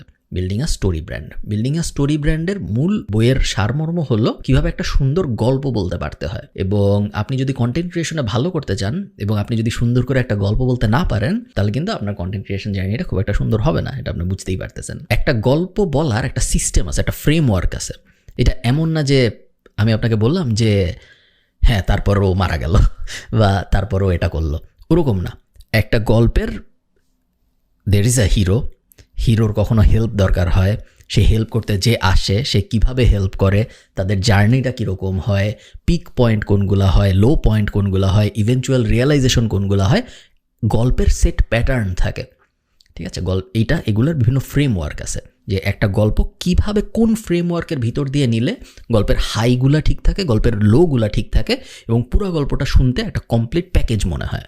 আপনি অনেক ভিডিও দেখবেন ইউটিউবারদের, কন্টেন্ট ক্রিয়েটরদের, আপনি ভিডিওটা দেখলেন বাট ভিডিওটা দেখার পর আপনি কিছু ফিল করলেন না। তার কারণ ওই ভিডিওগুলোর মধ্যে গল্পের প্রপার ইনফরমেশন থাকে বাট গল্পের প্রপার ফ্রেমওয়ার্ক থাকে না। এক্স্যাক্ট লো দিয়ে শুরু করা বা হাই দিয়ে শুরু করা, হিরোর জার্নি দিয়ে নিয়ে যাওয়া যে ব্যাপারটা, ওই ব্যাপারগুলো ওই ভিডিওগুলোর মধ্যে থাকে না, যেই কারণে ফিলটা আসে না। আপনার এই বইটা পড়ার মূল উদ্দেশ্যই হলো আপনার কন্টেন্টের মধ্যে ওই ফিলটা আনা, যাতে করে আপনার কন্টেন্ট যখন কেউ দেখবে সে শুধু ইনফরমেশনই পাবে না, সে শুধু একটা জিনিস দেখবেই না, সে একটা ফিলও পাবে। কারণ 7 দিন পরে যে তার ইনফরমেশন মনে থাকবে না, 7 দিন পরে যে শুধু ফিলটা মনে থাকবে। এরকম অনেক মানুষ আছে যারা আমার ভিডিও দেখলে তাদের নিজেদের একটা প্রেস্টিজ ফ্যাক্টর হিসেবে কাজ করে ব্যাপারটা, যে ওনার ভিডিও আমি দেখি তার মানে মনে হয় আমি অনেক জ্ঞানী। এখন এটা সত্য হইতেও পারে, নাও হইতে পারে, বাট সম্ভবত সত্য না। বাট এটা উনি ফিল করে কেন, এটা আপনি ভাবার চেষ্টা করেন। যে ওনার ভিডিও আমি দেখি বা ওই স্পেসিফিক পডকাস্ট, শুধু আমার না, অনেক ব্যাপারে এটা হয় যে ওই পডকাস্টটা আমি শুনি তার মানে মনে হয় আমি অনেক জ্ঞানী। এটা তো কেউ বলে না যে আমি অনেক জ্ঞানী, বাট সে ফিল করে এটা। এই ফিল যে করানো, আপনার কন্টেন্ট দেখে একজনের যে একটা জিনিস ফিল হবে, ওই ফিলিংটা থেকে যায়। আমি যদি তাকে জিজ্ঞেস করি যে ভাই 10টা জিনিস বলো তো, আমি 10টা ভিডিওতে বলছি, সে বলতে পারবে না, এটা বলতে পারা সম্ভব না, আমি নিজেও পারতাম না। বাট ফিলিংটা কেউ ভুলে না, ফিলিংটা থেকে যায়। তো আপনার স্টোরি ব্র্যান্ড পড়ার মূল উদ্দেশ্য, স্টোরি ব্র্যান্ডের সব কিছু শুধু তো পড়া না, পড়ার কারণ হলো যেন আপনি স্টোরি ব্র্যান্ডের ফ্রেমওয়ার্কটা ব্যবহার করে গল্প বলতে পারেন। এর মূল উদ্দেশ্যই হইল যেন আপনি সুন্দর করে গল্প বলতে পারেন। এবং এই কারণে এটা অপশনাল না, এটা কম্পালসারি। পরের ভিডিও দেখার আগে স্টোরি ব্র্যান্ড বইটা ম্যানেজ করেন। অনলাইনে ফ্রি পিডিএফ পাওয়া যায়, যদি আপনি কিনতে না চান। যদি কিনে পড়তে চান কিনেও পড়তে পারেন, যেভাবে ইচ্ছা আপনার। আই ডোন্ট কেয়ার আপনি কীভাবে পড়েন, অ্যাজ লং অ্যাজ আপনি পড়েন। এবং পরে স্টোরি ব্র্যান্ডের ভিতরে যে ফ্রেমওয়ার্কগুলো সাজানো আছে, ওই ফ্রেমওয়ার্কগুলো কোথাও লিখে রাখবেন। কারণ 7-8 বার করার পর আপনার একে অভ্যাস হয়ে যাবে। বাট প্রথম 7-8 বার আপনি যখন আপনার ভিডিওর কনসেপ্ট সাজাবেন, তখন আমরা স্টোরি ব্র্যান্ডের ফ্রেমওয়ার্কগুলো ইউজ করব। আচ্ছা, আজকে আমরা একটু কমপ্লিকেটেড একটা ব্যাপার নিয়ে কথা বলবো, বাট আমি এত সহজ করে বোঝাবো যে আজকের পরে আপনাদের আর কোনো কমপ্লিকেশন থাকবে না। আপনারা সবাই জানেন যে আমরা যদি কন্টেন্ট বানাইতে চাই, তাহলে আমাদের একটা ক্যামেরা লাগে, একটা মাইক লাগে, আর কিছু লাইট লাগে। 3টা জিনিস: ক্যামেরা, মাইক এবং লাইট। তিনটা জিনিস লাগে কন্টেন্ট বানানোর জন্য। তিনটার মধ্যে একটা অপশনাল, সেটা হলো ক্যামেরা। ক্যামেরা যদি আপনার না থাকে আপনি মোবাইল দিয়ে সাবস্টিটিউট করতে পারেন, but at the same time আপনার মোবাইলটার পজিশনিং ঠিক থাকতে হবে। মানুষ ভিডিও দেখে অনেক, বাট মানুষ শুধু সেই সব ভিডিওই শেয়ার করে যেসব ভিডিওর production quality high. Production quality যদি ভালো না থাকে তাহলে মানুষ ভিডিও শেয়ার করে না, এবং আপনার কন্টেন্ট ক্যারিয়ারের গ্রোথ খুব কম হবে যদি আপনার কন্টেন্ট মানুষ শেয়ার না করে। সাইকোলজিক্যালি যখন মানুষ একটা কোনো কিছুর লো প্রোডাকশন কোয়ালিটি দেখে, তখন যদিও সে দেখতেছে, যদিও সে ভ্যালু পাচ্ছে, আপনি ভিডিওতে খুব ভালো কথা বলতেছেন, সব ঠিক আছে, বাট জাস্ট প্রোডাকশন কোয়ালিটি খারাপ থাকার কারণে সে ওটা শেয়ার করে না, কারণ সে অন্য কাউকে জানান দিতে চায় না যে সে লো প্রোডাকশন কোয়ালিটির কিছু একটা দেখতেছে। এটা সে ইন্টেনশনালি করে না, এটা just back of the mind আমাদের হয়ে যায়। আমরা লো প্রোডাকশন কোয়ালিটির কিছু শেয়ার করতে চাই না। এবং আরেকটা কারণ আছে, সেটা হলো লো প্রোডাকশন কোয়ালিটি সাধারণত আমাদের মন পারসিভ করে অ্যাজ ব্যাড কোয়ালিটি। আমি জিনিসটা আপনার এক্সপ্লেন করে বলি। সাধারণত আমরা লো কোয়ালিটির জিনিস কি দেখি? ধরেন অমুকের ক্লিপ ভাইরাল হয়েছে বা অমুক রাস্তায় একটা মারামারি করছে, ওইটা দেখছি আমরা। এইসব জিনিসপত্র সাধারণত লো কোয়ালিটির, ফোনে কুইকলি রেকর্ড করা, মোবাইল কাঁপতেছে এরকম জিনিসপত্র সাধারণত লো কোয়ালিটির জিনিস হয়। সো যখন কেউ লো কোয়ালিটির কিছু শেয়ার করে, সে নিজেও জানে না, বাট তার মাথার পিছনে এই ব্যাপারটা কাজ করে যে সে লো কোয়ালিটির জিনিস শেয়ার করবো না, কারণ আমি যদি লো কোয়ালিটির জিনিস শেয়ার করি তাহলে মানুষ মনে করবে আমি ওরকম রাস্তার মারামারি শেয়ার করতেছি, ওরকম একটা অ্যাঙ্গেলে চিন্তা চলে আসে। সো তিনটা জিনিস আমাদের লাগবে, ক্যামেরা, সাউন্ড এবং লাইট। তার মধ্যে ক্যামেরা অপশনাল, ক্যামেরাকে আপনি মোবাইল দিয়ে রিপ্লেস করতে পারবেন, মানুষ টেরও পাবে না আপনি যে ক্যামেরাকে মোবাইল দিয়ে রিপ্লেস করছেন, অ্যাজ লং এজ আপনার মোবাইলটা সুন্দর একটা ট্রাইপডের ভিতরে বসানো। এটার খুব সুন্দর একটা এক্সাম্পল হলো লাবিদ রাহাত। লাবিদের প্রথম 1 লাখ সাবস্ক্রাইবার পর্যন্ত ও মোবাইল ইউজ করছে। ও কিন্তু ল্যাপটপ ইউজ করে নাই, অন্য কোনো কিছু ইউজ করে নাই, জাস্ট মোবাইল দিয়ে ভিডিও করছে। এবং আমি যদি ভুল না করে থাকি, স্টোরি হেডও সেম, ও সব ভিডিও মোবাইল রেকর্ড করে, ক্যামেরার পার্টটা মোবাইলে রেকর্ড হয়, এবং ওরও 1 লাখ সাবস্ক্রাইবার হয়ে গেছে, কোনো সমস্যাই হয়নি 1 লাখ সাবস্ক্রাইবার পেতে। সো অনেকে মনে করে যে আমি সাউন্ড ঠিক করব না, আমি ক্যামেরা কিনি, বা অনেকে মনে করে আমি লাইট ঠিক করবো না, আমি ক্যামেরা কিনি। আমি আপনাদের বলতেছি তিনটার মধ্যে ক্যামেরার প্রায়োরিটি সবচেয়ে কম, লাইট এবং অডিও এই দুইটার প্রায়োরিটি সবচেয়ে বেশি, এবং ক্যামেরার প্রায়োরিটি সবচেয়ে কম, কারণ ক্যামেরা বেশিরভাগ সময় মোবাইল দিয়ে রিপ্লেস করা যায়, বাট অডিও এবং লাইট মোবাইল দিয়ে রিপ্লেস করা সম্ভব না। এবার আমরা স্ক্রিনে আসি। স্ক্রিনে আপনারা দেখতে পাচ্ছেন, প্রথমে আমরা লাইট নিয়ে কথা বলবো, কারণ লাইট অপশনাল না, ম্যান্ডেটরি। আমি একটা লাইট আপনাদের দেখাচ্ছি, তার মানে এই না যে এই লাইটটি আপনার কিনতে হবে, আপনার জাস্ট কনসেপ্টটা বুঝতে হবে, তারপর আপনি এরকম যে কোনো কিছু কিনলেই হবে। সো bdshop.com থেকে আপনার কিনতে হবে এটা জরুরি না, আপনি যেখান থেকে ইচ্ছা কিনেন, বাট এইরকম একটা জিনিস আপনার লাগবে, সেটা হলো এই যে গোডক্স soft box lighting set up. এইরকম জিনিস যখন আপনি কিনেন, এরকম একটা জিনিস আসে, এই বক্সটা এবং এই বক্সটার সাথে এই পুরা সেট আপ, স্ট্যান্ড সব সহই আসে আপনি যখন কিনেন। এইরকম দুইটা জিনিস এখন আমার সামনে দুই পাশে বসানো, আপনারা দেখতে পাচ্ছেন না, কারণ একটা বসানো এইখানে আর একটা বসানো এইখানে, এরকম দুইটা, ঠিক আছে।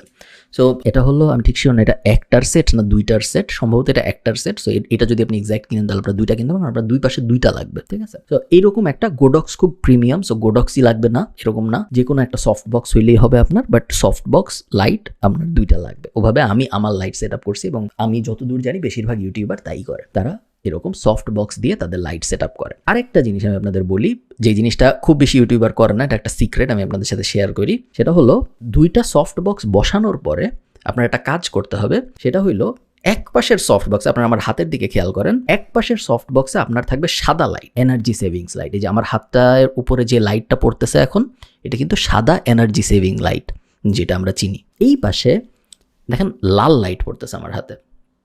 আমি যদি দুই হাত পাশাপাশি রেখে আপনারা কম্পেয়ার করতে সুবিধা হবে।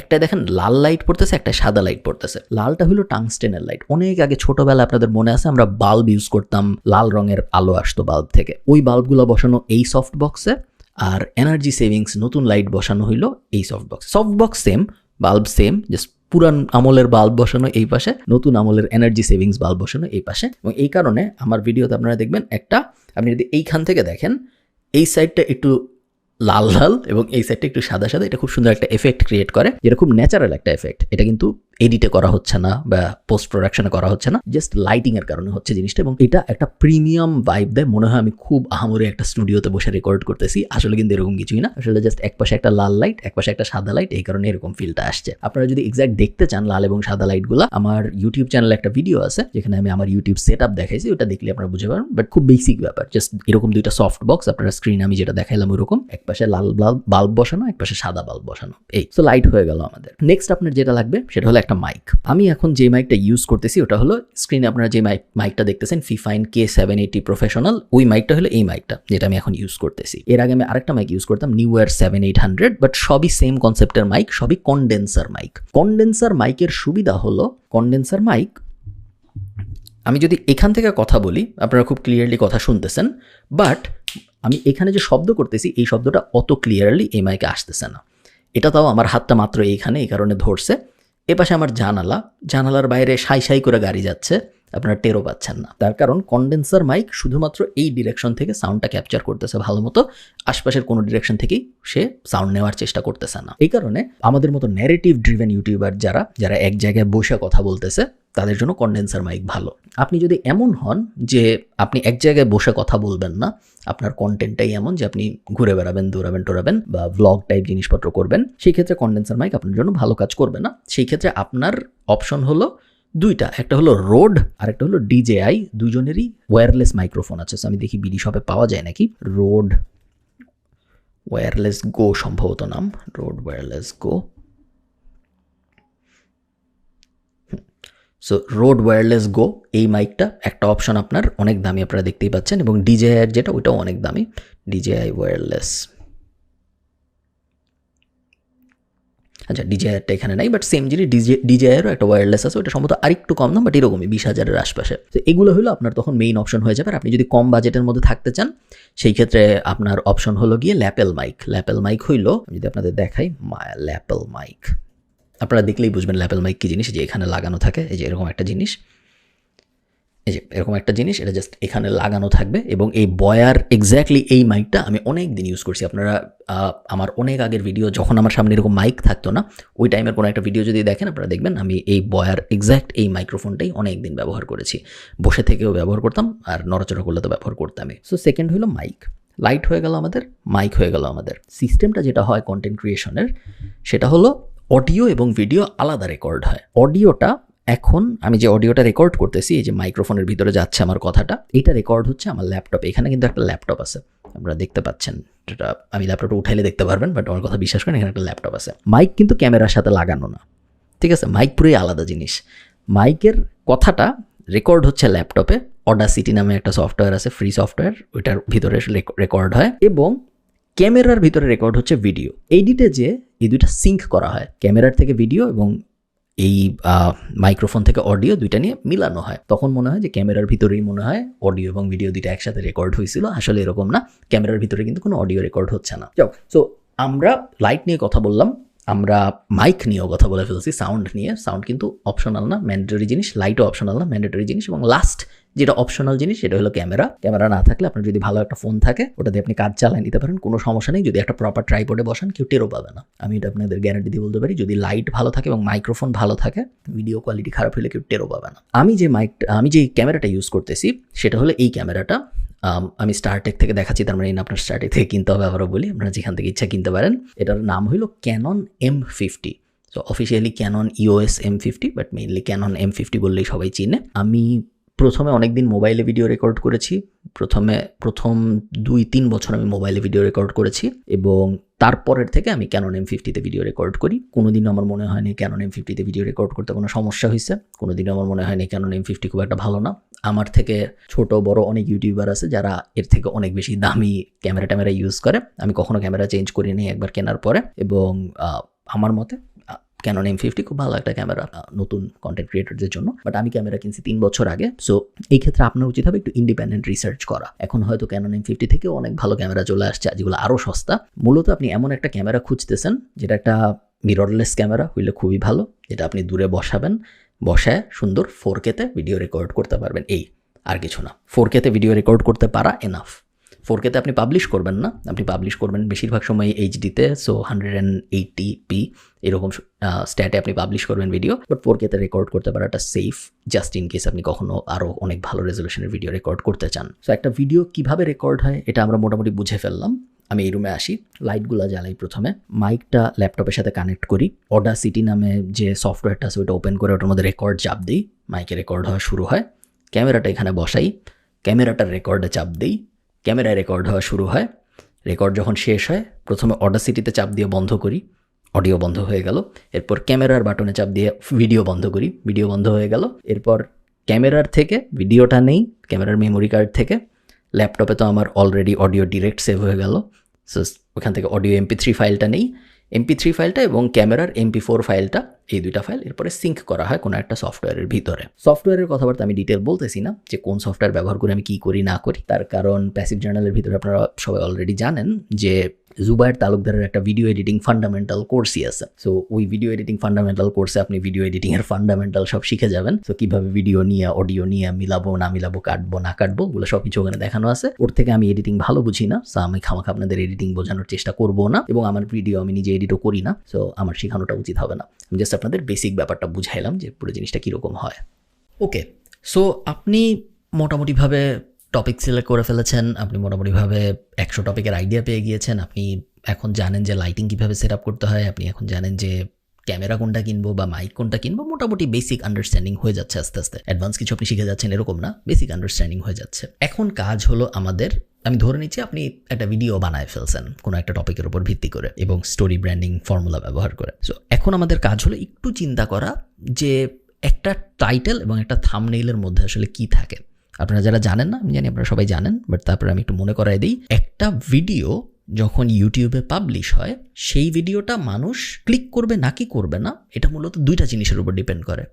এক, ভিডিওর টাইটেল, ভিডিওর টাইটেলটা দেখা যায় ক্লিক করার আগে, এবং আরেকটা হলো ভিডিওর থাম্বনেইল, ছবিটা, ওই ছবিটাও দেখা যায় ক্লিক করার আগে। এই টাইটেল এবং এই থাম্বনেইল, এই দুইটা জিনিসের উপর ভিত্তি করে মানুষ ঠিক করে যে সে ওই ভিডিওটার উপর ক্লিক করবে নাকি করবে না। যদি সে ক্লিক না করে, সেই ক্ষেত্রে তো আপনি ভিডিওর ভিতরে যেই মধুই বানায় রাখেন কোনো লাভ নেই, কারণ সে ক্লিকই করে নাই। সো এর থেকে আমরা বুঝতে পারতেছি একটা টাইটেল এবং একটা থাম্বনেইলের মেইন কাজ হলো মানুষকে ভিডিওতে ক্লিক করানো। কিন্তু এখানে একটা সমস্যা আছে, টাইটেল এবং থাম্বনেইলের মেইন কাজ যদিও মানুষকে ভিডিওতে ক্লিক করানো, তারপরেও আপনার টাইটেল এবং থাম্বনেইল যদি খুব বেশি মিসলিডিং হয়ে যায় কম্পেয়ার টু আপনার ভিডিও, সেই ক্ষেত্রে মানুষ ক্লিক করে ভিডিওতে তো ঢুকবে, কিন্তু ভিডিও 1 মিনিট দেখে চলে যাবে। এবং তখন ইউটিউব অ্যালগোরিদম যে জিনিসটা বুঝবে সেটা হলো আপনি মানুষকে ধোকা দিয়ে ভিডিওর ভিতরে ঢুকাইছেন, বাজে কোনো টাইটেল বা বাজে কোনো থাম্বনেইল ইউজ করে আপনি মানুষকে ভিডিওর ভিতর ঢুকাইছেন, কিন্তু মানুষ আসলে ভিডিও দেখে নেই।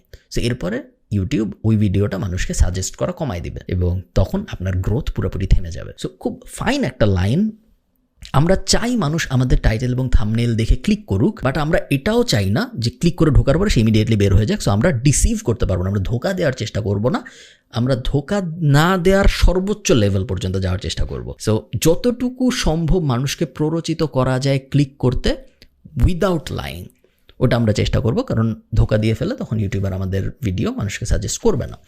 সো কিছু ব্যাপার আছে যেগুলো আপনার মাথায় রাখতে হবে যখন আপনি একটা ভিডিওর টাইটেল এবং থাম্বনেইল সিলেক্ট করবেন। প্রথম ব্যাপার হলো try to sell the result. যেমন ধরেন একটা ভিডিও বানাবো, যেই ভিডিওতে আমি আপনাদের দেখাবো কি কি প্রসেসে মাসে $500 ইনকাম করা যায়। ভিডিওর টাইটেলটা তখন হওয়া উচিত how I made $500 using this system বা ইউজিং দিস 3 স্ট্র্যাটেজিজ, এরকম। এতে কি হইল ভার্সেস কম্পেয়ার, আপনি চিন্তা করেন, দুইটা টাইটেল আপনি মাথার মধ্যে ভাবেন। একটা হলো how I made $500 using this 3 strategies, এটা একটা টাইটেলের অপশন। আর আরেকটা টাইটেলের অপশন হলো how to make $500 a month. Chance খুব বেশি আপনি প্রথমটায় ক্লিক করবেন, পরেরটায় ক্লিক না করে, কারণ প্রথমটা আপনাকে রেজাল্ট দেখাচ্ছে যে আমি কিভাবে জিনিসটা করছি, কম্পেয়ার টু সেকেন্ডটা আপনাকে ছোটবেলায় আমরা স্কুল কলেজে যেভাবে পড়তাম ওভাবে যে এ করবা, এ করলে এ হবে। দুইটা ডিফারেন্স আপনি বুঝতে পারছেন। সো টাইটেল আপনি যখন বানাবেন সবসময় try to sell the result, ঠিক আছে। Second, always try to go 1 level up. এটার মানে হলো যে মনে করেন, আমি আবার একটা এক্সাম্পল দিয়ে বলার চেষ্টা করি, তাহলে বুঝতে সুবিধা হবে আপনার। ধরেন কথার কথা, আমি আমার বারান্দায় টমেটো ফলাইছি। এখন আমি গার্ডেনিং রিলেটেড একটা ইউটিউব চ্যানেল, আমার গার্ডেনিং রিলেটেড ইউটিউব চ্যানেলে আমি এখন একটা ভিডিওর টপিক খুঁজে বের করছি যে কিভাবে আপনার বারান্দায় টমেটো ফলাবেন, এটা আমার ভিডিওর টপিক। খুব ভালো কথা, কোনো সমস্যা নেই। এখন আমি টাইটেল কি দিব? টাইটেল আমি দিতে পারি কিভাবে আপনার বারান্দায় আপনি টমেটো ফলাবেন, টাইটেলে কোনো সমস্যা নেই, কারণ এটা নিয়ে ভিডিও। বাট আমরা চেষ্টা করব 1 লেভেল উপরে যাইতে। 1 লেভেল উপরে যাওয়া মানে কি? যেই কারণে আমার 2 মাস টমেটো কেনা লাগলো না, বারান্দায় টমেটো ফলানোর আইডিয়া। সো যেভাবে আমি বারান্দায় টমেটো ফলাইছি, এটা একটা টাইটেল ছিল। আর একটা হলো যে কারণে আমার 3 মাস টমেটো কেনা লাগলো না, বারান্দায় টমেটো ফলানোর গাইডলাইন। এই দুটোর মধ্যে ডিফারেন্সটা আপনারা বুঝতে পারতেছেন। ডিফারেন্সটা হইল সেকেন্ডটায় আমি এক লেভেল উপরে গেছি, জাস্ট ভিডিওটা যেটা ওইটা নিয়ে কথা না বলে ওই জিনিসটা করার পরে আমার কি লাভ হয়েছে ওইটা নিয়েও আমি একটা লাইন যোগ করে দিছি। সো ভিডিওটা ছিল বারান্দায় টমেটো ফলানো, বারান্দায় টমেটো ফলানোর ফলে লাভ কি হয়েছে, বাজার করতে হয় নাই, বাজার থেকে টমেটো কিনতে হয় নাই, ওই এক লেভেল উপরের জিনিসটাকেও আমি টাইটেলে যুক্ত করে দিছি। দেওয়ার কারণে আমার টাইটেলটা আরো ইন্টারেস্টিং হয়ে গেছে। সো সেকেন্ড রুল হইল always go one level up. Third, right your title for another human. আপনি যখন টাইটেল লিখবেন আপনার মাথায় রাখতে হবে আপনি টাইটেলটা আরেকটা মানুষ পড়তেছে, কোনো অ্যালগোরিদম পড়তেছে না, এবং মানুষ পরে ডিসাইড করতেছে যে সে ক্লিক করবে নাকি করবে না। সো এরকম যেন না হয় যে আপনি কোনো একটা অ্যালগোরিদমকে হ্যাপি করার জন্য একটা টাইটেল লিখতেছেন। অনেকে দেখবেন এরকম টাইটেল লেখে যে online income BD 2023 how to make money on, এরকম জিনিসপত্র কিন্তু মানুষ লেখে, কারণ তারা ভাবে যে এতে অ্যালগোরিদম খুশি হয়, অ্যালগোরিদম খুব ভালো বুঝতে পারে, আমি সার্চ করলে আমি মনে হয় অনেক উপরে আসবো। কখনো কখনো আসেও, বাট এটা লং টার্মে ভালো কাজ করে না, মানুষের মনে নেগেটিভ এফেক্ট ক্রিয়েট করে এবং আপনি ব্র্যান্ড বড় করতে পারবেন না কখনো এটা করে। Always write for humans. Fourth, AB testing. দুইভাবে এবি টেস্টিং করা যায়। একটা হলো টিউব বাডি নামে একটা ক্রোম এক্সটেনশন আছে, আপনারা খুঁজলেই পাবেন, আপনারা গুগল করলেই হবে টিউব বাডি লেখে। ওই ক্রোম এক্সটেনশনটা যদি আপনারা ইউজ করেন, ক্রোম এক্সটেনশনে ভিডিওর টাইটেল এবং থাম্বনেল দুইটাই এবি টেস্ট করা যায়। আর আপনারা যদি ক্রোম এক্সটেনশন ইউজ করতে না চান আপনারা ম্যানুয়ালিও করতে পারেন, আমি অনেক ম্যানুয়ালিও করছি।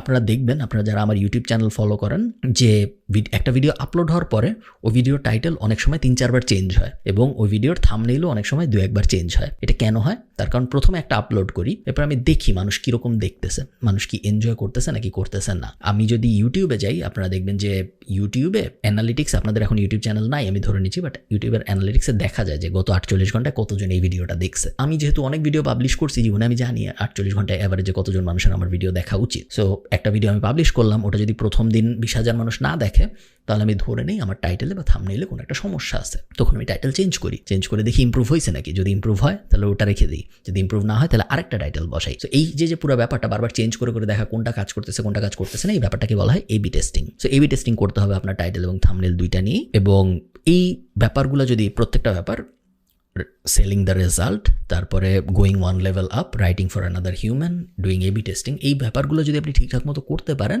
আপনার টাইটেলও সবসময় কাজ করবে এবং আপনার থাম্বনেইলও সবসময় কাজ করবে। এখানে একটা কথা আছে, সেটা হইল সব সময় মানে আসলে সব সময় না।